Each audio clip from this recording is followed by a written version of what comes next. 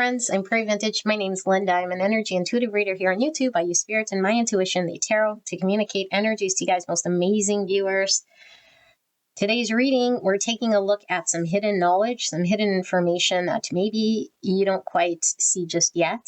And this is what your higher self, your spirit team, the divine, or potentially some Akashic record that's coming through here that isn't realized. And so this might be coming through with your dreams, with your intuition, through a knowing of there's something there, but maybe we need confirmation or we quite don't see what this is about. Okay, so hopefully this sheds some light into some hidden esoteric knowledge of something that's going on in the ethereal space that you're connected to, that you can bring into this world. Okay, so I'll try to tie it into a practical way so that it's not some woo-woo spacey thing happening.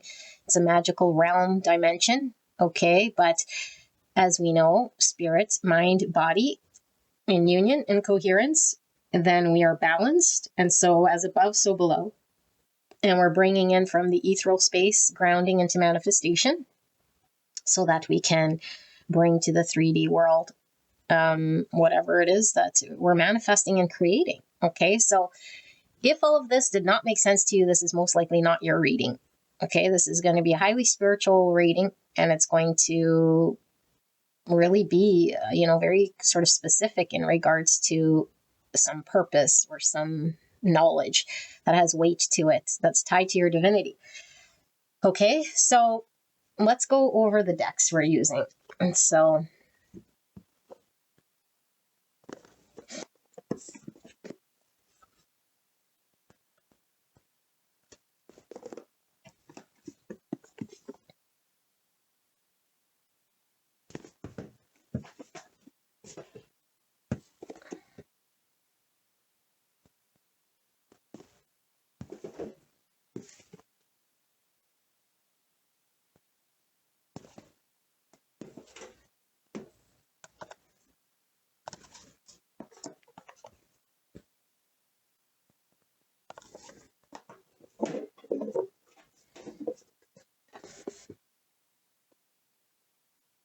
okay, so let's go over a quick disclaimer.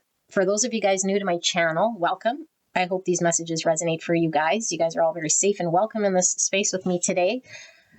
If this is your first time to tarot, then I want you guys to know that these readings aren't set in stone. Okay, this has to resonate with your intuition. I'm not telling you how something is or needs to go or how something is going to be sort of manifesting in your world. That's up to you. You're the creator. You're the extension of the divine. And so you have all the power to change energy. Okay, I'm tapped into 3 frequencies here of energy. And so this could be your energy, someone around you, a situation. It could come through as your perspective. It could come through as your higher self. It could come through as the divine. It could come through as an objective view of your situation. But either which way, it should resonate with your energy. But I don't know which angle it's coming from. Okay, so that's why it's important to keep an open mind as to what the messaging is trying to convey. But we're not coming with tunnel vision or a projection of what we think it's going to communicate. Okay, how we know it resonates is it's not a message that doesn't make sense, leaves a bunch of question marks, and we're sort of confused. That means it's not your reading. Okay, now if it's something that sort of elicits some form of energy from you, either, I don't know, maybe it confirms something, it provides you with clarity or happiness, or maybe it provides you with angst or anxiety or something, but it could still be a reading. Okay, and the reason this is because the divine communicates what you're needing to hear in regards to this energy right here, right now, if you click on this video. And it's not too concerned with your feelings so much as it is the truth. Okay, the truth of the divine. And so sometimes when we hear certain things coming through from the divine, and we have shadows or traumas or fragmented energies or one perception of our world and our reality, we sometimes feel challenged by what is being communicated. Okay, so never take what I'm saying here and channeling as your message. It has to resonate with your energy frequency, but don't dismiss something because it doesn't agree with your perception of reality. Okay, your perception is just that. It's your perception. And it's stemmed through conditioning and through beliefs and through a whole bunch of things that aren't pulled through this reading. This is the right here, right now energy, what's going on in the present moment of what's being communicated to you as this hidden knowledge of information. Okay, so keep an open mind. And like I say, if this is your first time to my reading, I don't really call myself, I don't know, a professional. Okay, so if you think I'm going to be professional, then you're probably at the wrong place. I just deliver and channel what it is that's coming through here as honestly and as compassionately and as kindly and as transparent as I possibly can in order for you to do what you will with it, to heal, to utilize it, to ascend. Okay, my purpose is for you to grow and heal. So I am not trying to make friends or appease or accommodate or you're doing me favors or I'm going to be kind just so I can have followers. I don't care about any of that stuff, okay? It doesn't really matter to me. What matters to me is I have a calling I feel here to channel in order for people to see whatever they need to see here. And that's all I know, okay? I know nothing at all about anything except for channeling this in which is being communicated to you. And I assure you, my commitment is always for the greatest and highest good of you and your healing. That's it. Not me, not my followers, not whether I'm in agreement, not whether your feelings are okay. I don't care about any of that, okay? And so if that's what you want, then I'm probably not your reader, okay? But if you really want to get out of suffering, or if you really want to ascend, or you want to work on your path of enlightenment, or you really want to heal, or you really are connected to unity consciousness and love and driving to uncover certain shadow and just work with your own energy, then most likely this is your reading. Okay. And no, I'm not going to change how I read, how I channel, what I do here. Okay. And of course, if it's something that's going to make things more efficient, but it's not really my point of doing these readings. Okay. So if you have an efficiency that you see, you can leave your comments, but it doesn't really matter to me what you want me to do or not to do. Okay. So I love you guys very much. I hope these messages resonate. And if the pile doesn't sound like something that is for you, go to another pile. Okay. No need to sit there, listen to the whole thing and then say, pile number whatever was not blah, blah, blah. It's like, okay, well, then now you know what it's not. So maybe it gave you contrast so you know what it is. Okay, if we know what it's not, then we should have an idea of what it is. And so there we resonated. It's not this, therefore it might be that. Okay, so whatever, just tap into your own intuition. Okay, beautiful people, that was a long disclaimer. Let's get into the 3 piles. So option number 1, we have the Osiris Tarot. Option number 2, we have the Surrealist Tarot. And option number 4, oh my goodness, did I just go from 2 to 4? Option number 3, we have the Crystal Tarot. Okay, so Osiris, Surrealist, and Crystal. Sit with this energy, take as long as you need. If you're drawn to all 3, go for it. 2, go for it. None of it, then not your reading, and I'll see you at the next one, okay? So sit with the energy, listen to your intuition, and then I will put a timestamp to the reading, and I will see you at your reading.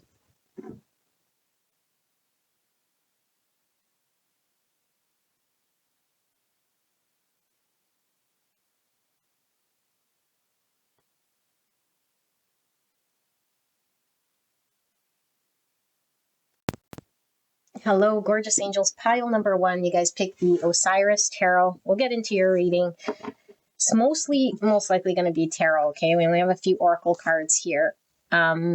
Let's go through some of the oracles first, and then we'll pull your tarot, okay? And so what we're looking at is some hidden knowledge. Now, this could be an Akashic record. This could be some divine knowing. Something in regards to maybe what's not revealed to you just yet. And your intuition, your dreams, spirit, your high self is wanting you to understand this. Okay, we might be blind to it because maybe it's hidden or just we're not getting the message. I don't know. Whatever this is, though, it's very powerful because it's tied to you, tied to your divinity, tied to a knowing. Okay, and so if it doesn't make sense, doesn't resonate, then not your pile. Okay, don't force it to fit. So we have number 61, Uranus and Pluto. Well, Uranus is a great awakener. Wow, and that's Aquarius energy. So Aquarius is outside of the box thinking. Okay, it's it can also be like tower energy and judgment energy too. Okay, and we have Pluto, and Pluto is all about the shadow self. Okay, like the shadow self is the subconscious. 61 or the number 7. 7's all about faith, wisdom, reflection, understanding. Cherry dance energy, which is Cancer. And we have some Scorpio as well. So we have consciousness. Oh my goodness. With the number 17 or the number 8. So 8's about movement, change, and attainment. 8, I'm also getting star energy, which is about healing and more Aquarius energy. Okay, divinity. So it says the frequency of consciousness supports our ability to focus our attention on all multidimensional aspects that show up so that we can include them in our reality. Wow. Interesting energy. And we have Wise Woman of the Grove with Grace, 49. Or the number 13, which is Scorpio energy. That's transformation, more Pluto. So death energy is all about release, releasing what doesn't serve, releasing the old, so that the transformation can happen into the new. Okay, and then we have art with the number 5. 5's all about conflict, loss and change, rebuild. Here we see a piece of art with all of this water coming through the painting. And waters represent emotions. And so this art energy is really giving me Aquarius energy. And then this watery energy is kind of giving me Scorpio energy because it looks like turbulent waters. So Pluto could be turbulent emotions, you know. Art. Wow. Creativity. And we have Arcana with the bat. And the bat is talking about the intuition. Okay. And then we have the promise. 2 people shaking hands. Looks like a deal, maybe a contractual agreement. We see 2 guys wearing hats. A conscious agreement between 2 people. One looks like an angel, the other one looks like a humanly person. So it's almost like a divine intervention or being divinely guided and in agreement with the earthly plane. So we're bridging the gap between the heavenly and the earthly, our higher self or lower self, potentially here. But I'm getting a lot of the dark is giving me shadow energy, which is death energy. So I do want to read. I want to read this, and I want to read this, and I want to read this. So you guys can skip ahead if you're still here because I want to see it. It shouldn't take too long here to uncover these, but let's see. So for this Uranus Pluto,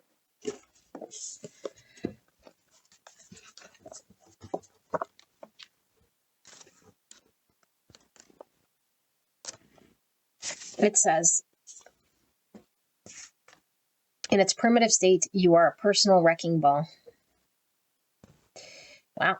In adaptive, you show what true moral courage is on a daily basis. Evolving, you are the one who lays down your self-interests and risks your life to uplift the masses. Oh my goodness. So in primitive, here in the inconjunct opposition square, it says you spike the punch with revenge. In adaptive, you undo corruption and demonstrate entirely new ways to solve old problems. Evolving, you are the powerhouse of community love who shows people how to awaken their hearts amidst suffering. Isn't that interesting? Okay, let's look at this Wise Woman of the Grove energy. And that would be this deck right here. I see where it's at. Here's the Wise Woman of the Grove.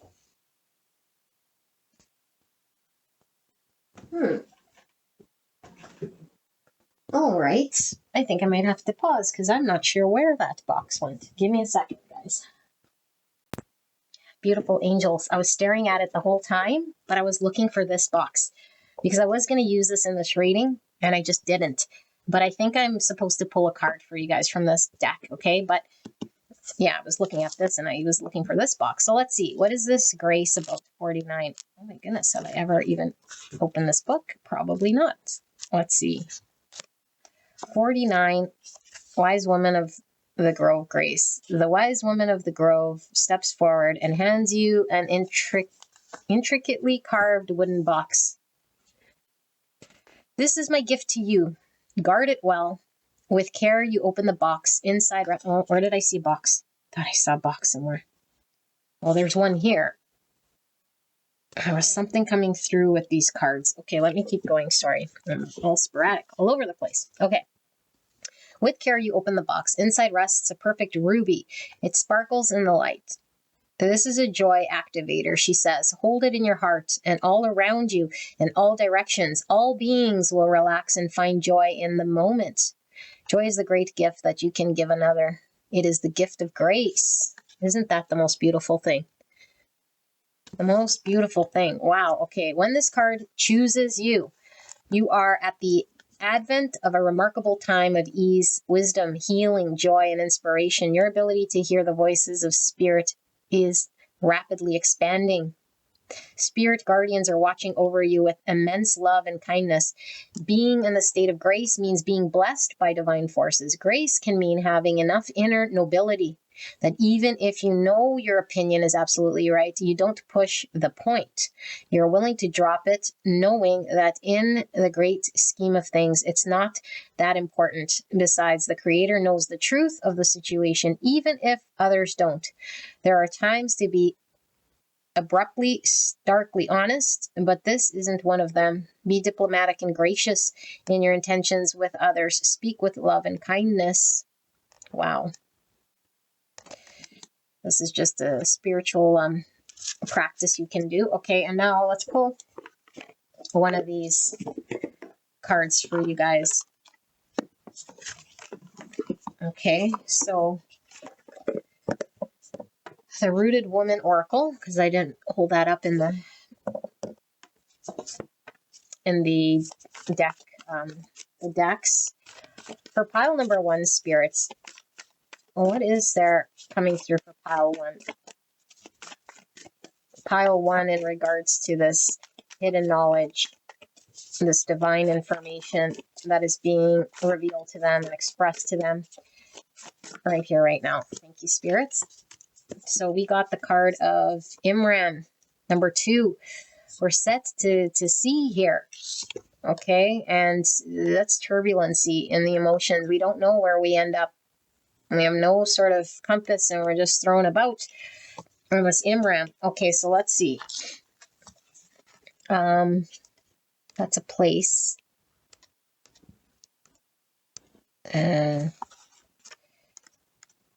Number 2. Where is it?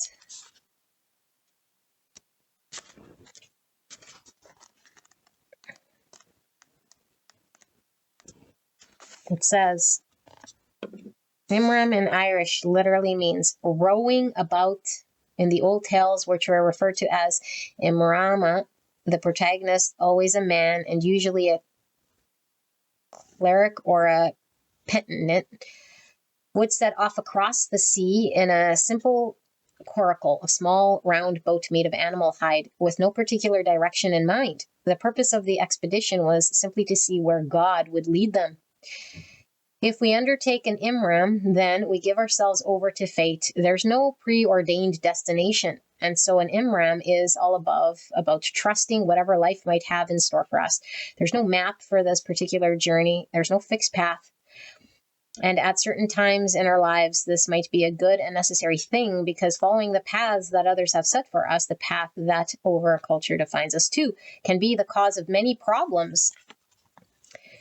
Those earlier paths might not reflect who we really feel we are, but although we often know that something in our life needs to change, we don't always know what that change should look like. This is a journey then in which we simply leave. We step out the door. We put one foot in front of the other, grit our teeth, and walk. We trust in fate or the gods to point us in the right direction. How intense is this? Oh my goodness. Okay, so now we have Arcana here. And then we will get into your channeled reading.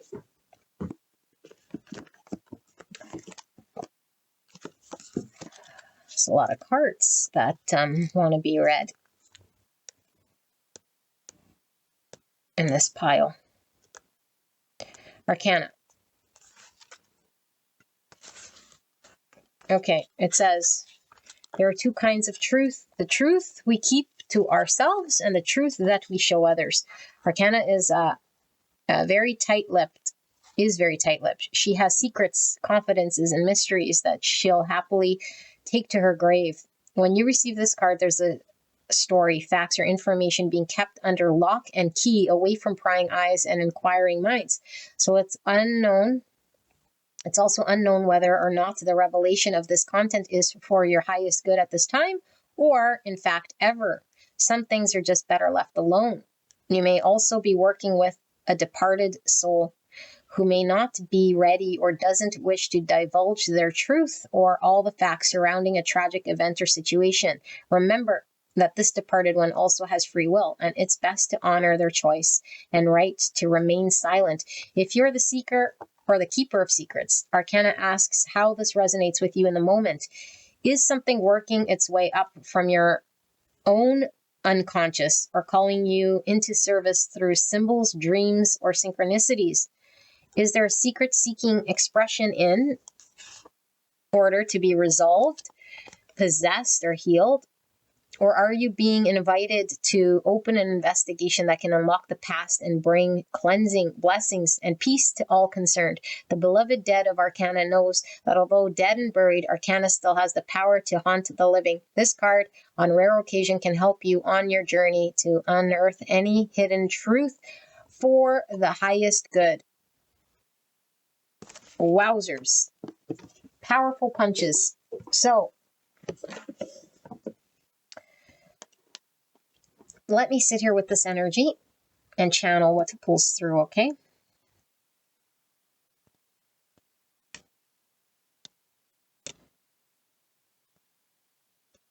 The divine is so funny. So, there's such an intense energy, and you're definitely on a journey of sorts, which seems to be not in a linear line or fashion here. And it could be very frustrating because we're up and we're down and we're thrown about. And so Spirit is acknowledging you're not seeing any destination or even in the know with a lot of what's going on. And we're really having to see very small steps in front of us and dealing with this present moment. The reason being, without experiencing that in which is present, that in which is only revealed to us, there's no way we could get to where we're supposed to be getting to.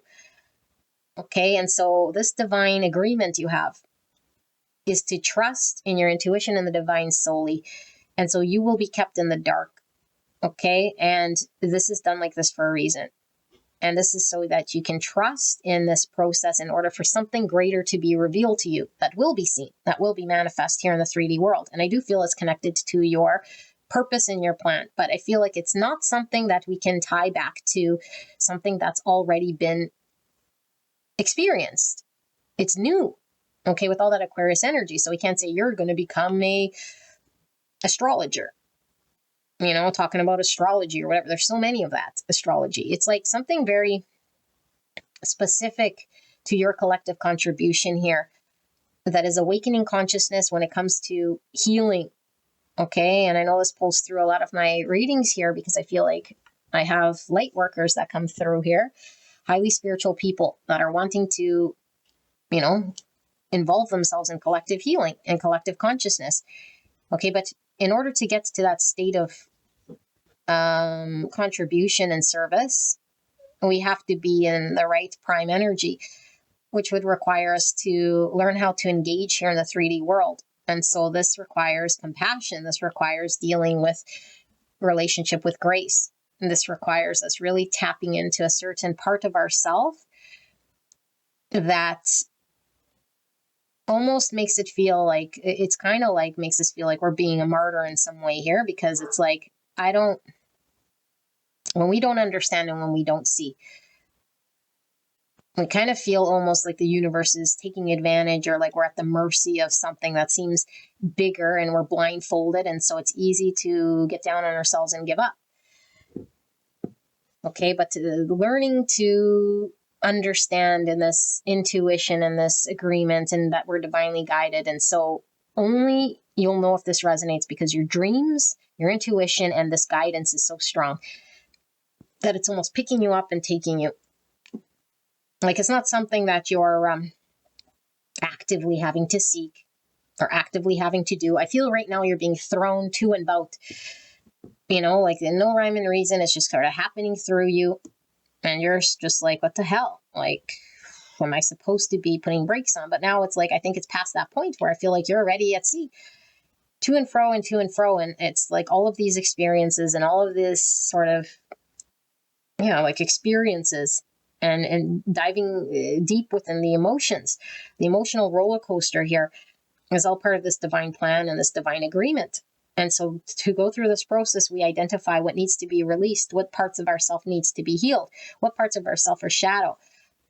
And so there's this great realization, and there's this great truth that reveals itself during this process of seeing something that only you can see with this Aquarius energy. It is very specific, and it's very different to what the collective is used to. It's your unique signature. And I mean, obviously this is a general reading, so I can't get into what your thing is, but I feel like the thing is so unique to you, so outside the box, not how the collective is used to it. It's so against social norms.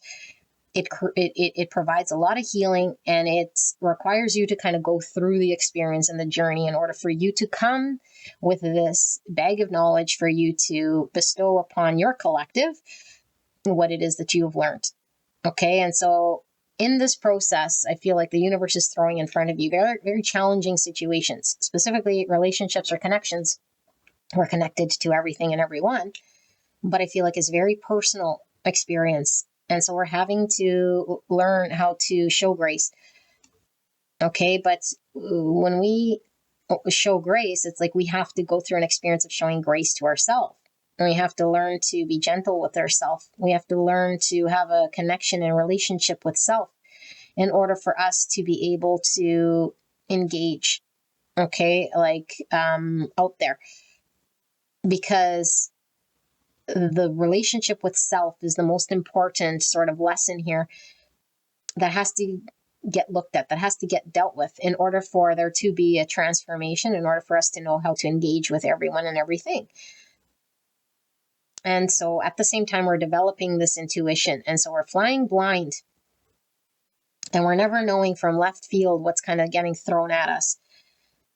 Okay. And for a lot of you guys, I do feel like this thing is in the form of, we can call it a creation of art through, I don't know, like writing an expose of something, or like putting an art piece together, or like a musical piece that's not just, another album, but like a Beethoven symphony, like something that stands the test of time, that goes through and is delivered to the collective, that provides healing, but it's wrapped up in this sort of more creative, artsy way. Okay, on display in some way here that touches the souls of other people. But I feel like in order to develop this masterpiece or this creation, there has to be a journey of getting there, and a realization of sort of consciousness that comes to a certain height of awareness. Okay, and so as we know, when we're sort of on the journey of enlightenment, there's different stages and phases of awareness, stages and phases of consciousness. And so we don't know what stage of consciousness we have to be in order to get to this point, but Spirit is saying, like, the experience you're having is all leading up to a certain level of consciousness that has to happen, that's been agreed upon, that you're being guided to lead you in order for there to be this realization, this awakening. And it's like, a breaking structure, I feel here, like whatever the realm is. It's like, if it's in the music realm, it's like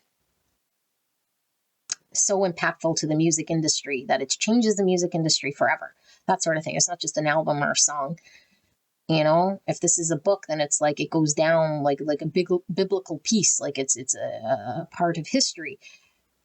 So that's how impactful this thing is. It's like it works in the field in which it is, but it's never been seen or done before, and it has a collective ripple effect impact on all of the collective for years to come. Okay, but to get such a profound state here, we have to go through this experience. And so you can imagine, we can't just have a few, months of dark night of the soul and then come into this beautiful genius masterpiece. I mean, we can, but it has to be within the certain parameters of the experience for us to understand and inner feel and get to a certain level of consciousness so that we're primed and ready. When we deliver our piece, it is delivered here with the truest, most perfect way that we could possibly develop this thing. And so I feel like this process does require you to release a lot of your old world. I feel like there's a lot of transformation. There's a lot of, like death of an old version of yourself. Okay. And this is for a reason. So let's see, Spirit. For pile 1, what is this hidden information that's being communicated to pile 1? This hidden knowledge. So we have the 5 Pentacles in reverse. So this is really talking about the stormy weather. I feel like we've come from a place, all of us though, from separation consciousness, which is out there's a world and I'm in my own world. Okay, and so we're being broken out of any sort of concept that we have where we're separate from the collective. And so this 5 Pentacles is a state that can perpetuate if we believe in separation consciousness, if we give into victim mentality, if we feel like we're sort of part of the mercy of our world, or we can know and be in Aquarius energy that we are the creators and we have the key to get ourselves out of any sort of 5 Pentacle states. Okay, and so I feel like we're being guided outside of the collective norms that we're used to. And this process is not linear. And it's kind of having to go through a period of suffering and realization and release and connecting to divine and intuition. And it's very natural and in its purest state. So it comes with a lot of challenge. For pile number 1, Spirit, please protect me and the viewer as I channel this message for the greatest and highest good of pile 1. Is this piece of hidden knowledge that pile 1 is being revealed here? The 9 Swords in reverse. So this is Dark Night of the Soul stuff, okay? So we've had to hit the I don't know, like the shallowest part. We had to hit sort of rock bottom here in order for there to be an awakening, in order for there to be a realization. And so I feel like this is a release of everything, even a release of mental constructs, whatever gives us anxiety, whatever holds us back in our mind. This is what we're working our way out of. As long as we have mind, opinion, thought, and concepts that we're hanging on to, we're still not navigated out of this sort of energy. Okay, yeah, 5 Swords. So how heavy is this? This is someone going through a very intense dark night of the soul, pulling themselves out of the collective, if I was to call it something, the collective depression or the collective mind that keeps us in limitation, that keeps us in separation. We have to break from that in order for there to be a deliverance of something, okay? So you're experiencing not a very good sort of experience, but it's all needed in order for there to be an outcome of what you're about to produce here. 4 Cups in reverse. This is all talking about the struggle, the challenge here. Page of Swords, so we get a better understanding. Page of Pentacles. Pages, and 7 Cups. And I don't read bottom of the deck. Reverse, and there's 4 Wands. So, what is this talking about? your whole message is about this blindfolded version experience. This is 7 cups. It's like cloud energy. I don't see. I'm completely in a whirlwind. Everything's sort of out there as some form of dream state fantasy. Okay. And so I don't feel like I have any control. It's all sort of out there as some fantasy thing. And it's saying there's so many different routes we can go, so many different options we can have and choices. And when we're confused, when we don't know, when we're driven by anxiety and confusion, we keep the cloud of confusion awake. Okay. But when we deal with detaching, releasing, transforming, and really it is about that death energy we were feeling, which was that number 13. It's about releasing, shedding, becoming almost like a child here with these pages, or with these 2 pages. And the child comes into this world with no preconceived nothing. Okay. It's not already confused. And this is the milestone with the 4 wands. This is coming into union or balance with ourselves in order for us to manifest. Okay. And the manifestation is this in which you're creating. Okay. But until we get there, it's saying it's blocked. We can't explore this opportunity or this manifestation till we walk through the pillars of the milestone, until we get into union balance with self. So we're at the early stages of understanding what does this mean. Okay, so we have one understanding in our mind. That understanding is all based on trauma, conditioning, experience, and belief. And Spirit is saying all of that needs to be a thing of the past. It's not going to help on this journey. And so it takes a long time to undo all that so that we can gain a new understanding. But this new understanding isn't also forming an attachment or a conditioned belief. This new understanding is knowing that you are one with the divine, that you are not a separate being. And so how do we get to this understanding? We have to work with our intuition. We have to be guided by Spirit. And we have to be like eyes of a child in order to be navigated through this thing and sort of trust with this, because now, okay, with this mind, it's still, the mind is still active, but it's driven from heart and intuition. It's not the mind trying to lead the person. Okay. And there's a big difference with this, because the mind isn't evil. The mind is programmed from an early state to do what it does here.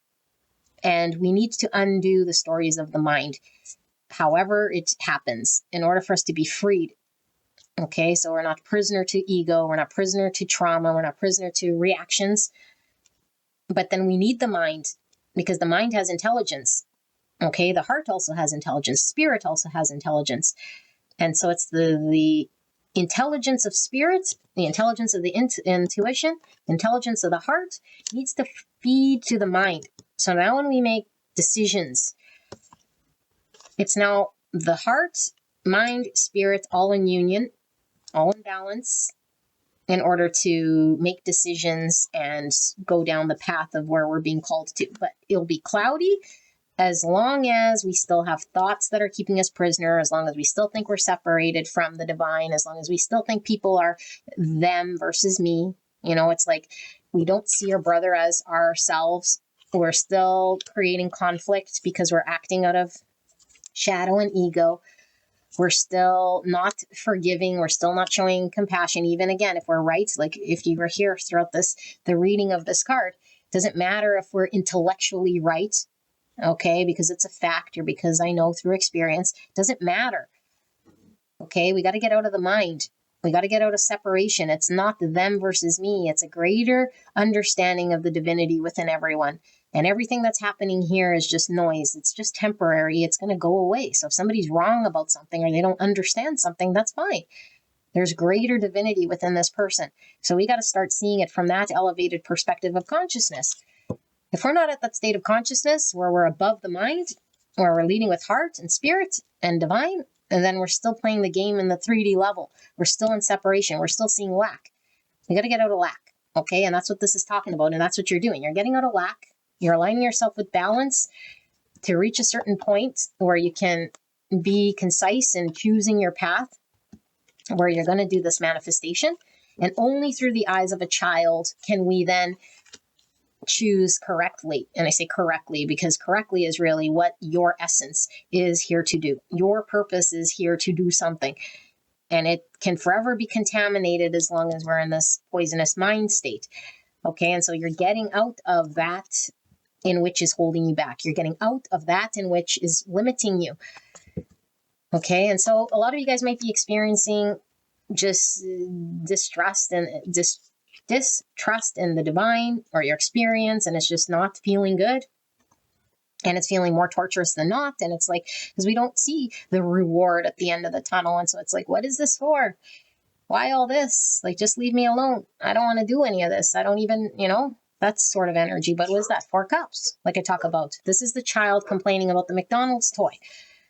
Okay, complaining, sitting there complaining. It's like, well, are we going to sit there? We're already on this journey. It's already happening. We could sit there looking at what we didn't get and what didn't work and victim mentality.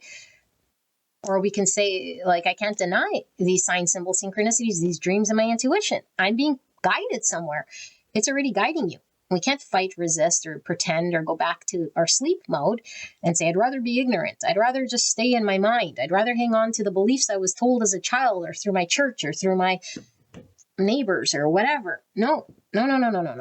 Okay? Like, I get it. It's difficult. And releasing and change is difficult. And we feel like this. And so we feel abandoned. Like, look, we're by ourselves. We're in this ocean. We have no freaking idea. We're up, we're down, going to and fro. We're not even there yet. Could be going back and forth like divine. Like, what's going on with me? I'm not getting there.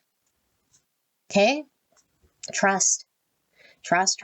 Now, this isn't about blind trust or faith.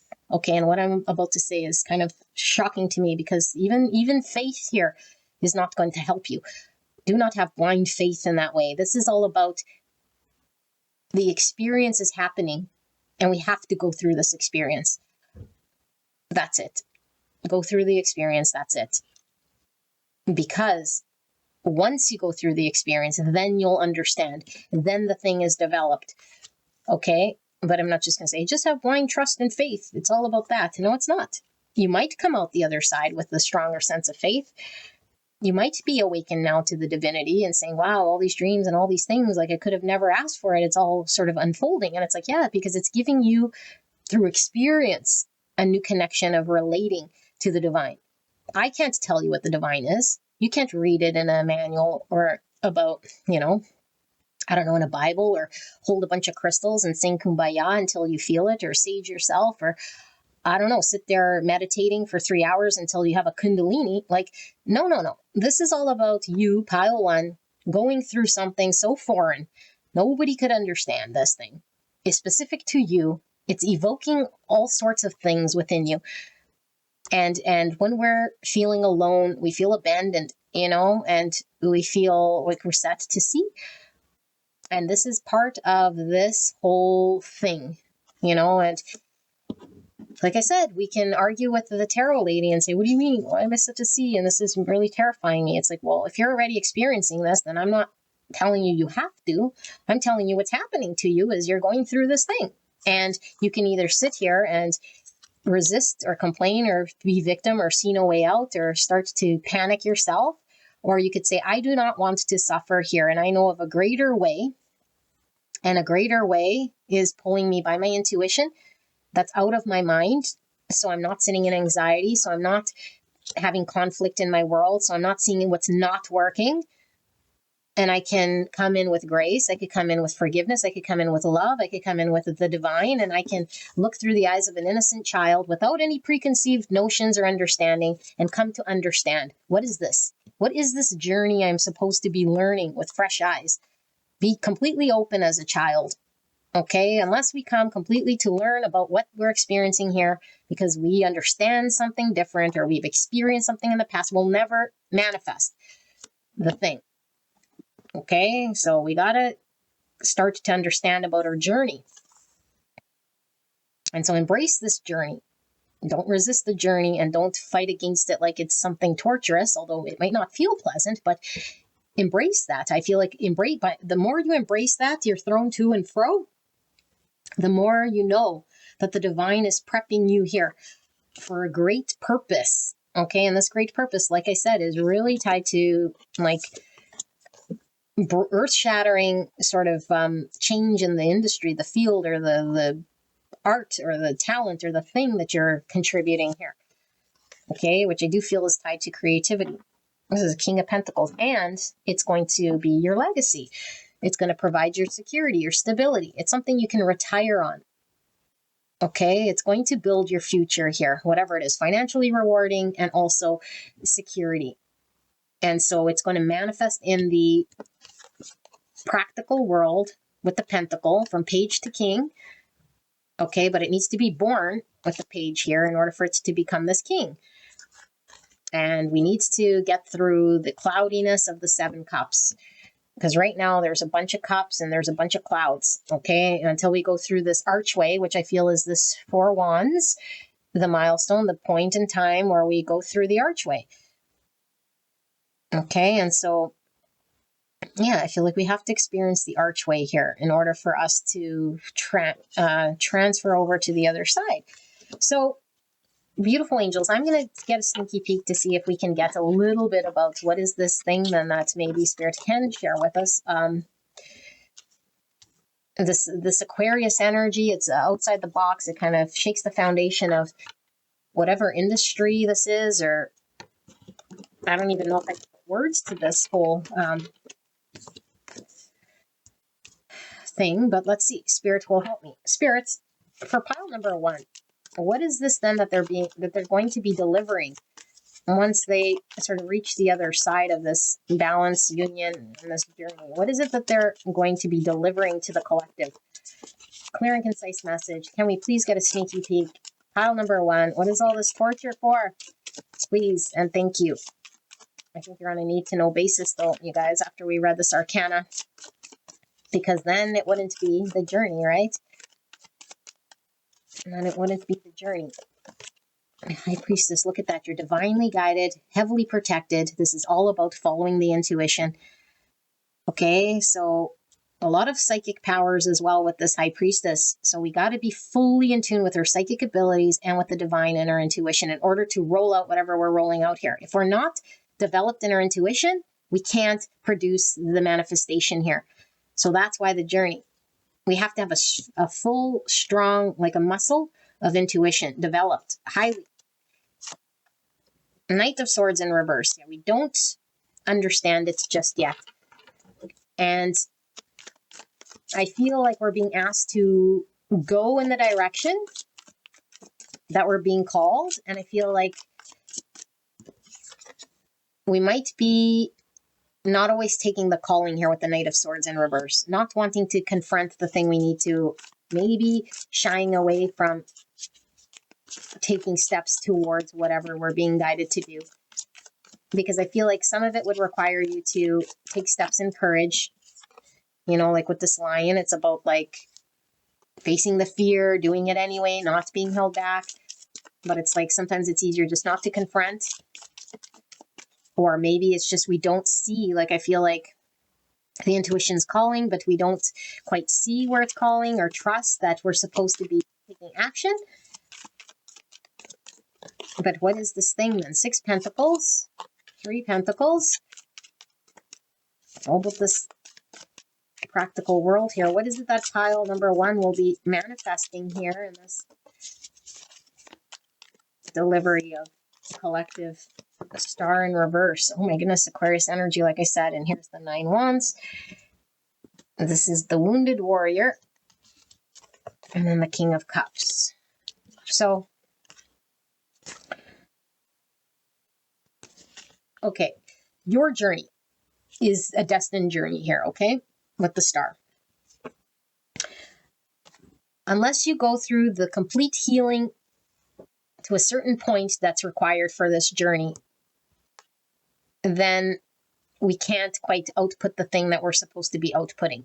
Okay, and I say output because I do feel is this manifestation here in this 3D world. And for all of you guys, it is something different, but it is going to require you to work with another energy. Okay, with, I don't know, a corporation, a person, a thing that you can be in prime energy for you to create. Okay, and the prime energy means we're completely in tune with the intuition. we see your intuition, we listen to the intuition, we know when we're supposed to act. But I feel like right now we're not quite clear with the intuition. And so we might not be confronting certain things. And I feel like with the lion, it really, to me, is still talking about ego. So when the ego gets in the way, we get hurt or we engage with certain situations and we're stalling out. Okay, but through process of identifying ego, through process of knowing when it is that we're supposed to be listening to the intuition, knowing what we should confront, knowing when we got to face fear and not be held back. Okay, and get balanced, because we could be guns a-blazing in one area and then, confronting things and it's like, no, and then it was out of ego, but not out of intuition. So we need to know, are we acting out of intuition? Intuition is silent in the way that it's not loud. It doesn't scream. There's no urgency with intuition. It's a very sort of natural state of knowing, and it guides you. Okay, now if we feel fear, we start to act impulsively. And I start to do things here that we're not need to do. So we need to know the difference between intuition and just taking action for the sake of action out of ego. Okay, once we do this, we find balance. And the balance within self is the ability to contribute here and be of service. Okay, because this is, if there's any card of service, here's the Six of Pentacles. This is, I am able to contribute, to give, to output here. This is like, could be the card of donations and being selfless. Okay, and sometimes we're on the receiving end and sometimes we're sort of on the other end of having to give. And so I feel like your contribution here to the collective is something that you're going to create. Okay, that is your destined thing. It's outside of the box. It only comes through intuition and through fully healed intuition, so that you could be fed exactly what you're needing to be fed. Okay, it's like very concise, very specific to you with this Sagittarius energy, bow and arrow. Okay, but I feel like we have to go through the process, like I say, with the 9 wands. This is the wounded warrior, and we've been through battle. And only through the battle will we see the light. Only through the battle can we take aim. Only through this battle, this journey, will we understand. Okay, and so Spirit's saying, don't give up. And allow yourself to know that you are protected. And if you need to take a break in order for you to gain your bearings, do so. Okay, but I feel that this really requires a collective, with the King of Cups, this is like a creative part of yourself that really, really has to be pulled from the emotional body here, or else we can't create the art piece or write the book or sing the song or dance the dance. Okay, like it cannot be produced. It's the divine working through you. But your vessel needs to be the vessel in which the divine feeds this information coming from the divine to you. And if you ever read about masters who create works of art, they just say it was some unworldly thing that fed through them. They don't even know how they did it. It was just a song that came in the night, a book that was written all on its own. Of myself, I do nothing sort of thing. Like when I channel these things, it's like it's all divine. I have no control over any of this stuff. It's all being fed to you. That's what's coming to you. It's coming from the divine. And I feel like it only comes when we're healed. Okay, and so that's what you're doing. You're healing. And so healing comes, like I say, it doesn't come easy, and sometimes it comes with the ups and downs, and sometimes it's very turbulent, but it's all part of this plan. And what happens here is a beautiful manifestation in the 3D realm. Okay, and it's a creative, beautiful thing here. And it's totally your purpose, your destined thing. And I do feel it comes with another here. We have people, so it's your soul tribe or a community of people. We saw the 4 wands. It has to be a coming together in order for it to be a thing, but to bring in the people, to bring in the right energy, we have to go through the process, or else the people don't show up and the time isn't right and the intuition is still foggy, and then we can't see the download, or we don't listen to what we're being told, So this is what you have. Pile number 1. What a reading. Oh my goodness. I knew these would be intense. I didn't realize how intense. If you're called to another pile, I will see you there. All right. Bye-bye. Hello, beautiful angels. Pile number 2. You guys picked this tarot deck, which is the Surrealist Tarot.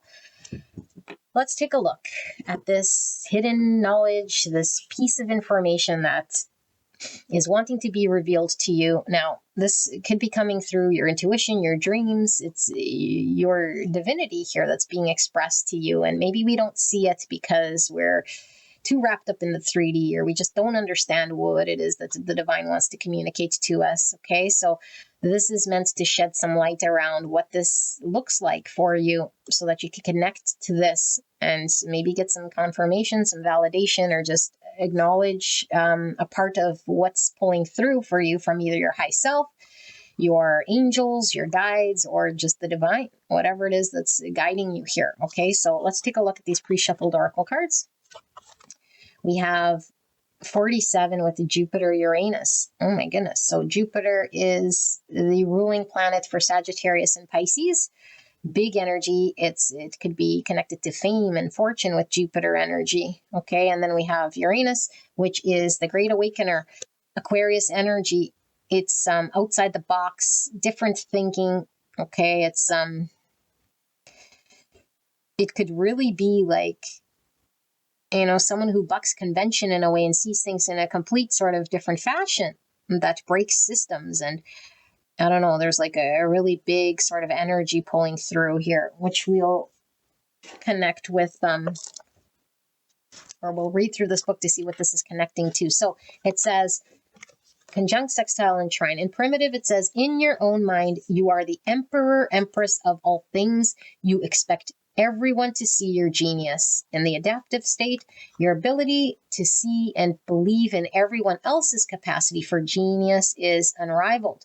In the evolving state, you are the ultimate teacher of a positive reality in which all people participate equally and feel emboldened to express themselves creatively. Wow. In conjunct, opposition, square. In the primitive state, absolutely unwilling to adhere to anyone else's boundaries. You constantly violate other space and sensitivities with your own eccentric and self-centered behaviors. It's kind of how I feel today, by the way. Adaptive. Through your optimism and originality, you show people new ways to solve all kinds of social issues. In the evolving, you are both lucky and abundant. You bestow everyone you meet with a sense of possibility and permission to their complete self, to be their complete self. Wow. Giving people permission to be themselves by being ourselves. Big energy. I think you already have some form of talent here. Okay. Cosmic flower 18 or number 9. Fruition, completion, fulfillment.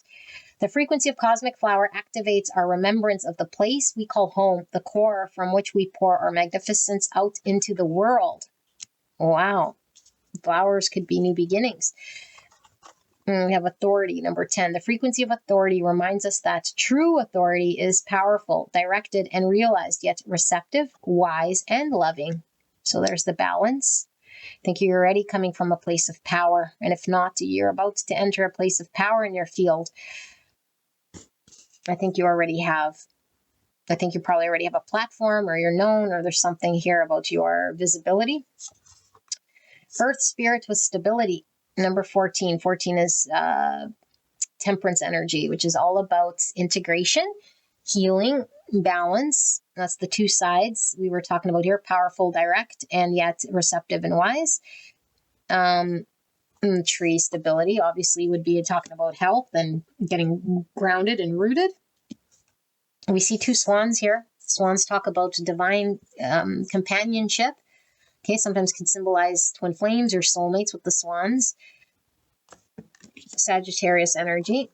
And we have youth. Wow, look at the two people here again. So we have one in a white dress, which is about purity, the truest form of self. And we have someone in red. Red could be talking about the root chakra. And so these are the two polar states I feel here with the root chakra. And we have all the other chakras sort of in between.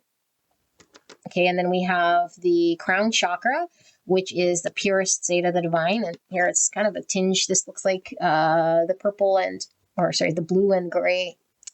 Linda. The white and gold, or the blue and black dress of the internet. For those of you guys who know, you know the color. Okay, so it looks white, but if you really look at it, it's like purple, which is interesting because I was getting this crown chakra. In the purest state, we work with the divine to know our pure being. And the root of who we are here is this root chakra. Okay, if the root chakra is closed, I should do it like this so you guys understand. If the root chakra is closed, then there is no ability for the prana, which is the life force energy, the breath, to go and work its way up our chakra system. These are all energy centers, okay? And so if we have blocks in this root, it stays stuck here. Okay, the energy stays stuck here and we stay asleep and we're in the matrix. And so this is lower energy. But when we work with our chakras and our energy and clear blocks and do shadow work, we're able to allow the energy to flow up. And so we start to get in tune with our third eye, into getting downloads, divinity, intuition, and all sorts of stuff like this. Okay, and we get into our heart space. And so I feel like this is talking about companionship and two people. So you could be on a journey with another here, okay, a soulmate or a twin flame or some form of union or dance. But I feel like this is about the self coming into a balanced state of self here, okay? And I think this put it beautifully because it's a powerful authority, but it's directed, but it's also receptive, wise, and it's loving. And so it has to learn about the balance, okay, to be able to blossom, to open up, and to be the most abundant here in wave service. So it says attention is blowing this trumpet, which is giving me judgment energy. It's also musical. So music could be pulling through. You could be a musician.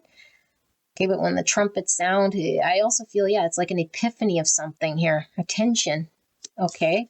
And we have home. Did we read something here about coming home? Yeah, look at that. The frequency of cosmic flower activates a remembrance of the place we call home. And the chair has 4 legs, which is stability. It's giving me emperor energy. Emperor, 4 wands, and it's giving me stability and balance. Big energy here. Wow, wow, wow. But yeah, youth. And so to go from a youth to an emperor is like the full spectrum here. This is really crazy energy I'm feeling. I don't even know how to put words to this whole thing. So let me sit with this energy, okay? To see what's pulling through here before we pull the tarot and everything else.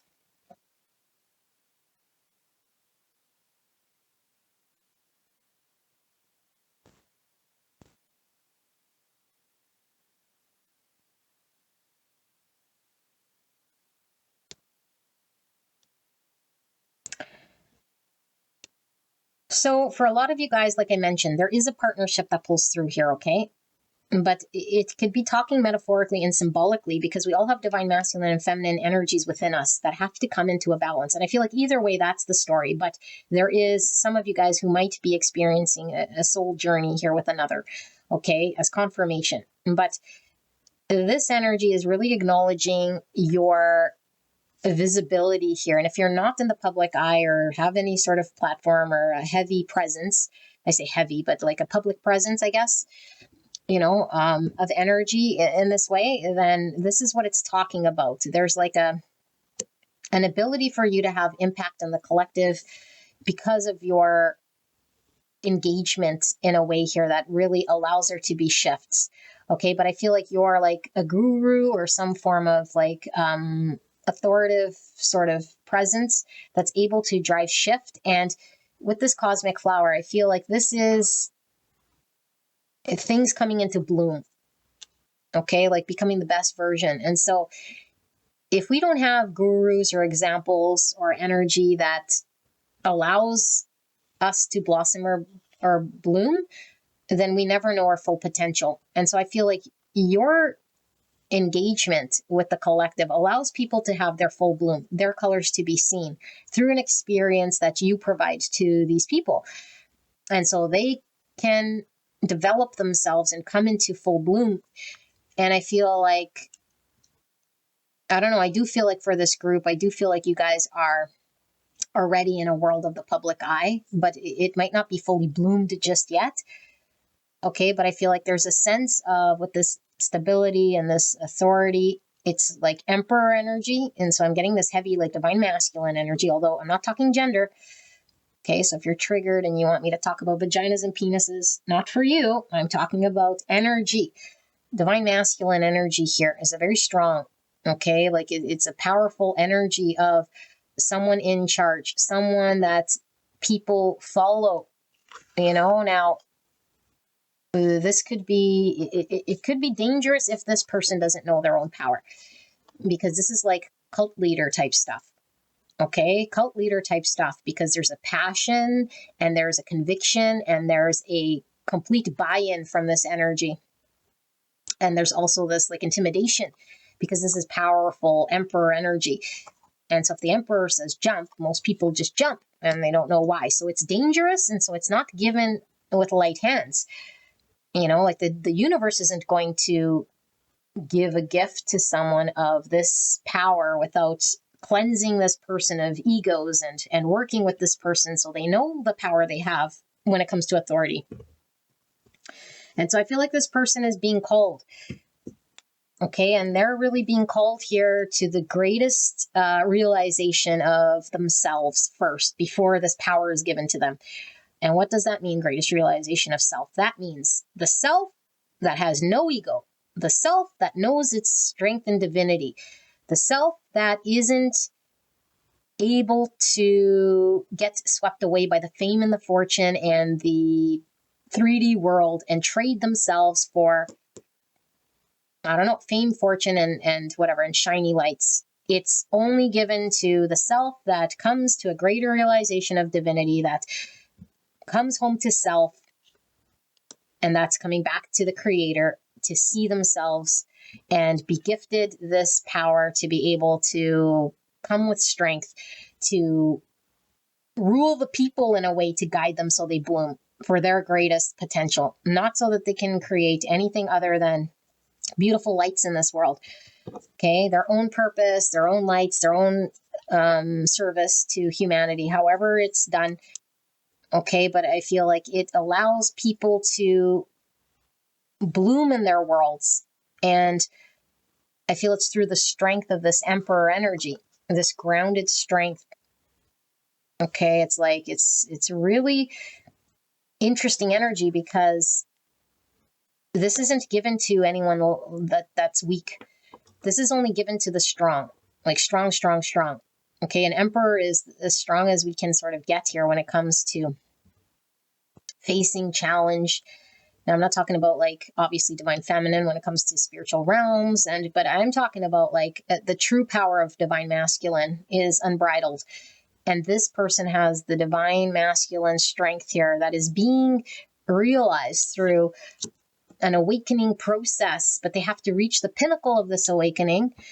They have to reach their home, their natural state, and so that this can unfold, and without any effort of their own, after doing all of this ego death and shadow work or whatever they got to do, healing, in order for them to see their truest realization, because judgment's all about that, seeing themselves clearly, honestly, openly, going from, like I said, that whole root to crown chakra, for those of you guys who were during the card layout. Okay, because that's all my chakras need to be aligned. All of my traumas, starting from the root, where there's addictions, where there's trauma, where there's a need to ground myself, because I might have not have felt safe as a child, or I might have to learn how to trust and open up and be vulnerable and deal with certain things, all the way up through to the crown chakra, which is where my divinity sits. And then I sort of sit here like the emperor, fulfilling a role, keeping order, and I don't have to go out of my chair to fight beasts, to look for problems, to fight bears, to change the collective in any way, to go right wrongs. It's like, no, here I stand protecting the home in protector mode. I know that I can protect my family, my collective, and my world here. I'm not threatened. I'm at peace. And here I am on guard. And when anything sort of threatens or sort of tries to defy or take anything off a wobble, I'm like strong and sturdy in my ability to defend and protect and stand in truth. This is a very grounded, well-rounded divine masculine energy that I'm reading here. Okay, that's going to be impacting the collective consciousness when it comes to the beauty and the development of other people. And it could be around other divine masculine energies. It's like, I see the Father do, and I want to be. It's kind of like giving off Jordan Peterson energies. If you guys know who Jordan Peterson is, okay? So it's like the youth looks up to the Papa, like youth get off the streets, they get off addictions, or they say, I want to be like Papa here, because Papa is strong and does the right thing and has battled addictions, or has, I don't know, overcome something. And now he's just this strong, loving presence that fights for, and I say fight loosely, he's not fighting, he's sitting here, he's come home, but fights is in, doesn't stand to threats, or hides from, doesn't hide from threats, fights what's wrong, or fights off what's wrong in truth.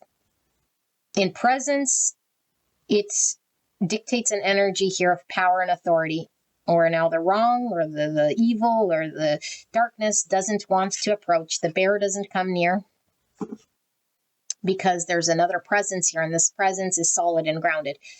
Okay, this is very strong energy. I can't even stress this enough. And so in order for you, pile number 2, to get here, now, like I said, this is either your energy or someone you're dealing with here, because we see the 2 swans. So if you're on a divine journey here with a soulmate, this could be your soul person's journey that I'm tapped into here. Okay, and it's like they have a public platform, or they're seen, or this is what they're being called to do. It's like you have a voice, you have a cane, okay, and heavy swings the cane. When we have power, when we have a platform, when we're being seen, then we're really, really being called by the divine to use this intelligently. And the divine's not going to give this person any sort of power right now if this person is still in youth energy, or still knowing right from wrong, or still in addictions, or still trapped in root chakra stuff, or matrix stuff. There has to be a full realization of self here in order for there to be sitting in the Emperor's throne in this Papa energy. Okay, so yes, I say Papa. If you don't like it, then like I said, there's always unsubscribe here. Okay, so let's take a look at this energy, spirits, for pile number 2. What's going on with pile number 2 and this hidden knowledge, this divinity that's coming through as information, as an Akashic record, or some understanding, experience of knowing for pile number 2. What is this about, spirit? Can we get some more information? Please protect me. And pile number 2, as I channel this message for the greatest and highest good of pile 2. Thank you so much, pile 2, for allowing me to tap into your energy, the energy around you at this time. I'm so blessed to be here doing your reading. What do we have? We have the Lovers. Spirit saying just the one. I was going to read them all. Lovers, Gemini energy. So again, with the 2s, what is that? That's our calling. That's our path. Oh my goodness, nudity. Let me cover up the nudity here. It says boundaries. Put a ring around yourself and your energies. So this is somebody who is learning about boundaries. Now, when we hear boundaries, because I feel like we have a very screwy, Huey, Dewey, and Louie understanding when it comes to boundaries in the collective. Very screwed up. Boundary means I create a protective shell around me, and that's my boundary, and I don't engage with people. And so I'm, okay, that to me is always 99% of the time, the boundary we think is a boundary is actually upkeeping an ego. And it's a way that we protect ourselves, and we're protecting ourselves because we'd rather protect ourselves than deal with the bullshit that we have to deal with in order to overcome. Because a healed person would rarely ever have to put up a boundary, period. They don't need boundaries. Nothing triggers them. Okay, no, I say nothing. I mean, obviously there's exceptions to every rule, but there is no need for boundary. There's no running, there's no guarding, there's no protecting. And so this person needs to understand boundaries, because I feel like this person, that's their biggest understanding right now. It's like if they have addictions, it's like they got to deal with knowing not to go and do these hedonistic enjoyment, pleasurable stuff. They got to learn boundaries. You know, it's learning about when to draw the line, what is healthy and what is not. Because if they're given the power, okay, I talk about addictions. It could be anything really. Okay, it'd be about they don't know how to engage with people without losing their temper. without being immature or without, getting into the egoic back and forth or trying to prove their point. Like, that's not developed, and that's not Papa energy. That's a teenager who wants to be right. That's not divine masculine energy. Divine masculine energy knows his strength. He's silent most of the time. Silent, sitting there, quiet, knows his value. He is Papa. Okay, and so he's going to be given this powerful strength ability, but he only can be given the keys to this once he understands the healthy boundary, and that is how to engage with people. So I'm turning this boundary into engagement, because that's how we're going to learn it in the collective consciousness. But it really is a boundary, because we're learning about how to engage when not to engage, coming from a healthy place of understanding. And we know when we're dealing with youth, we don't act in the youth's energy or stoop to their level. I'm going to give the parent-child analogy. It's like, if we're dealing with somebody who isn't at the level of consciousness that we are, we don't talk to them in the same way we would talk to someone in the who's conscious in our level, would we? We're not going to tell the child, and say, you better eat that broccoli. And then the child's like, no. And you go, yes. And they go, no. And you go, yes, no, yes, no, yes, no, yes. Well, then we don't understand the boundary, because we're still in the infant level. Okay. And same with like the teenager. I'm going to get angry, and I'm going to get vengeful, and I'm going to go and show revenge, and I'll show them. And that sounds like, a young masculine energy that wants to be in control and is driven by ego. Okay. This is learning about boundary. And so I feel like there is a need for this person. I keep saying now this because I don't know if it's your energy. I feel like I'm tapping into someone around you here. But let's say this person's energy, in order for them to know of healthy boundaries of how to engage with people, period, so that they're given this power. Okay, and then they're opening this path of the lovers, which is their divine path, their divine purpose, which is always a choice, okay, because the lovers is about a choice, and there's always free will. They're not like obligated to do anything. But then the path opens, and if you resonate as this being a soul sort of journey here of two people, this is confirmed by the lovers here, and the Queen of Cups in reverse. So what does this mean? This person has to tap into their hearts. How do we tap into hearts? We have to let the prana flow, the energy flow in a different way. Only through the energy flowing up, like I showed. Okay, root, sacral, solar plexus, here's the heart. And then we have the throat, and we have third eye, and then we have the crown chakra. How does energy flow to the heart? It has to go through, because it goes from the root upwards. That's how the energy flows, through the energy centers. If there's obstruction in the lower three, okay, egos, traumas, sexual traumas, not trusting, addictions, whatever the blockages is, it cannot flow to the heart. This heart consciousness is learning about compassion, unconditional love, an ability to forgive, and come through, like it says here, okay, receptive, wise, and loving. Unless we know what this is, we have too much ego, and we don't know unconditional love, and we can't put humanity on a level here of compassion and kindness, and we put our own egos in front of it, and then we're not going to be given the keys to the kingdom here, which is Papa energy. Okay, so I feel there's a block in this person's heart chakra right now, and they're being awakened to what is unconditional love, what is compassion, and what is showing others here that you care more about peace than you do about your own selfish sort of need to be right, or your immature way of engagement here, because it makes you feel better because you prove them right, or you won the battle, or you instead of, I don't know, winning the war, or leading the war, I should say. Yeah, death in reverse. So this person is shedding their old way, their old ego, the immature side of them that was, I don't know, like I said, the immature masculine that's not come into divine masculine just yet. And this is why he hasn't been awarded his power. Okay, I say him. Now I turned it into someone else. You, not awarded your divine masculine power just yet. And I know we have both. Okay, and if you really resonate as yourself as a divine masculine, then this is your reading. We're coming into full divine masculine energy. So we have Page of Wands. They're right on top of the youth. Okay, what did I say? It's this young energy.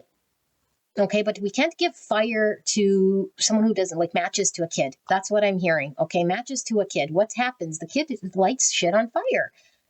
So this magic power, this passion, this flower, this blossoming thing is only going to happen when this person knows how to deal with the match. Because I feel like this person is going to be given a whole lot of fire that can only be in the hands of the wise, that can only be in the hands of somebody who is of authority, cannot be in the hands of anyone else. And so again, I'm feeling this creative energy pulling through as well. So the platform could be in the creative field. Maybe this person's an artist. Okay, they like to paint, draw, write, make music here. And I feel there's an artistry coming through this person. Okay, but I feel like it's somebody right now that might be still playing with matches as opposed to releasing the old self here. The Empress in reverse. Yeah, they're learning about, like, what did I say? Unconditional love. Okay, and so unless they know this, it's like they don't know their self-worth. They don't know they're full of they don't have full realization of who they are and the abundance in their world until they can connect to it. And so I feel like this is somebody who, like, let's just say, for example, I do feel this one here. Let's just say, for example, I keep giving these examples and you probably already know this energy, but it's like, I'm just going to date people, like what does that mean? Like, I'm not saying this person is saying that, but that energy is like, I'm going to date people. It's like, so I can be physical or have sex with these people. But it's like, do we know the real meaning of why we date? And I'm not saying that we have to date to get married, but I'm saying there's a true divinity in having intercourse and sharing spiritually with someone that goes beyond sort of the physical. But in this energy, it's like this person needs to understand the depths of their actions to the point where they've did a dance here with the divine to realize what is unconditional love, conditional, non-conditional love of humanity, and connecting to the place in their heart here where it's felt and understood by them. And only until then will they understand what it is here that they're being shown and release an old version, immature version of themselves. 9 Wands, surrender. So this type of energy could be not wanting to surrender, like a teenager or a kid. They never want to give up. They say, well, it's weak, but is that the truest power of a divine masculine? That says they don't want to surrender, or they want to be right, or they hang on to the version of whatever that they are. And it's like, no, this person's going through a process of surrender. They might still think they're right. They might still think they're in some sort of battle here. And it's like, no. They only, like, yes, they might be in a battle, but the battle isn't calling for them to do any of what they think they're doing. The battle is really for them to surrender and let go of an old version of them so they can win the war. The war on collective consciousness. The war on developing the youth rather than being the youth themselves. Justice in reverse. Yeah. So this person is a justice warrior. Okay. But I'm not talking about like a woke justice warrior that thinks their opinion is right and goes arguing with people like a keyboard warrior. This is somebody who understands about balance and justice in the world. Okay, there's a fight to be had here. But again, fighting isn't going out there looking to combat and change minds. It's like I sit here in my solid energy, ready to defend the people and the youth of this world. The males of this world that are lost. The males of this world that don't have a voice. The males of this world that don't know about feminine energy. That don't have healthy feminine energy. That don't know about compassion and love and their self-worth. Because they're out sleeping about or being simps or whatever they're doing. Okay, it's like, no. So there's a need to bring justice to the world. Half of these people don't even know their genders. Okay, and again, I'm not passing judgment. I'm saying divine is talking about duality here when it comes to masculine and feminine. There's only 2 polarities here. There's the spectrum in between, but there's 2 polarities.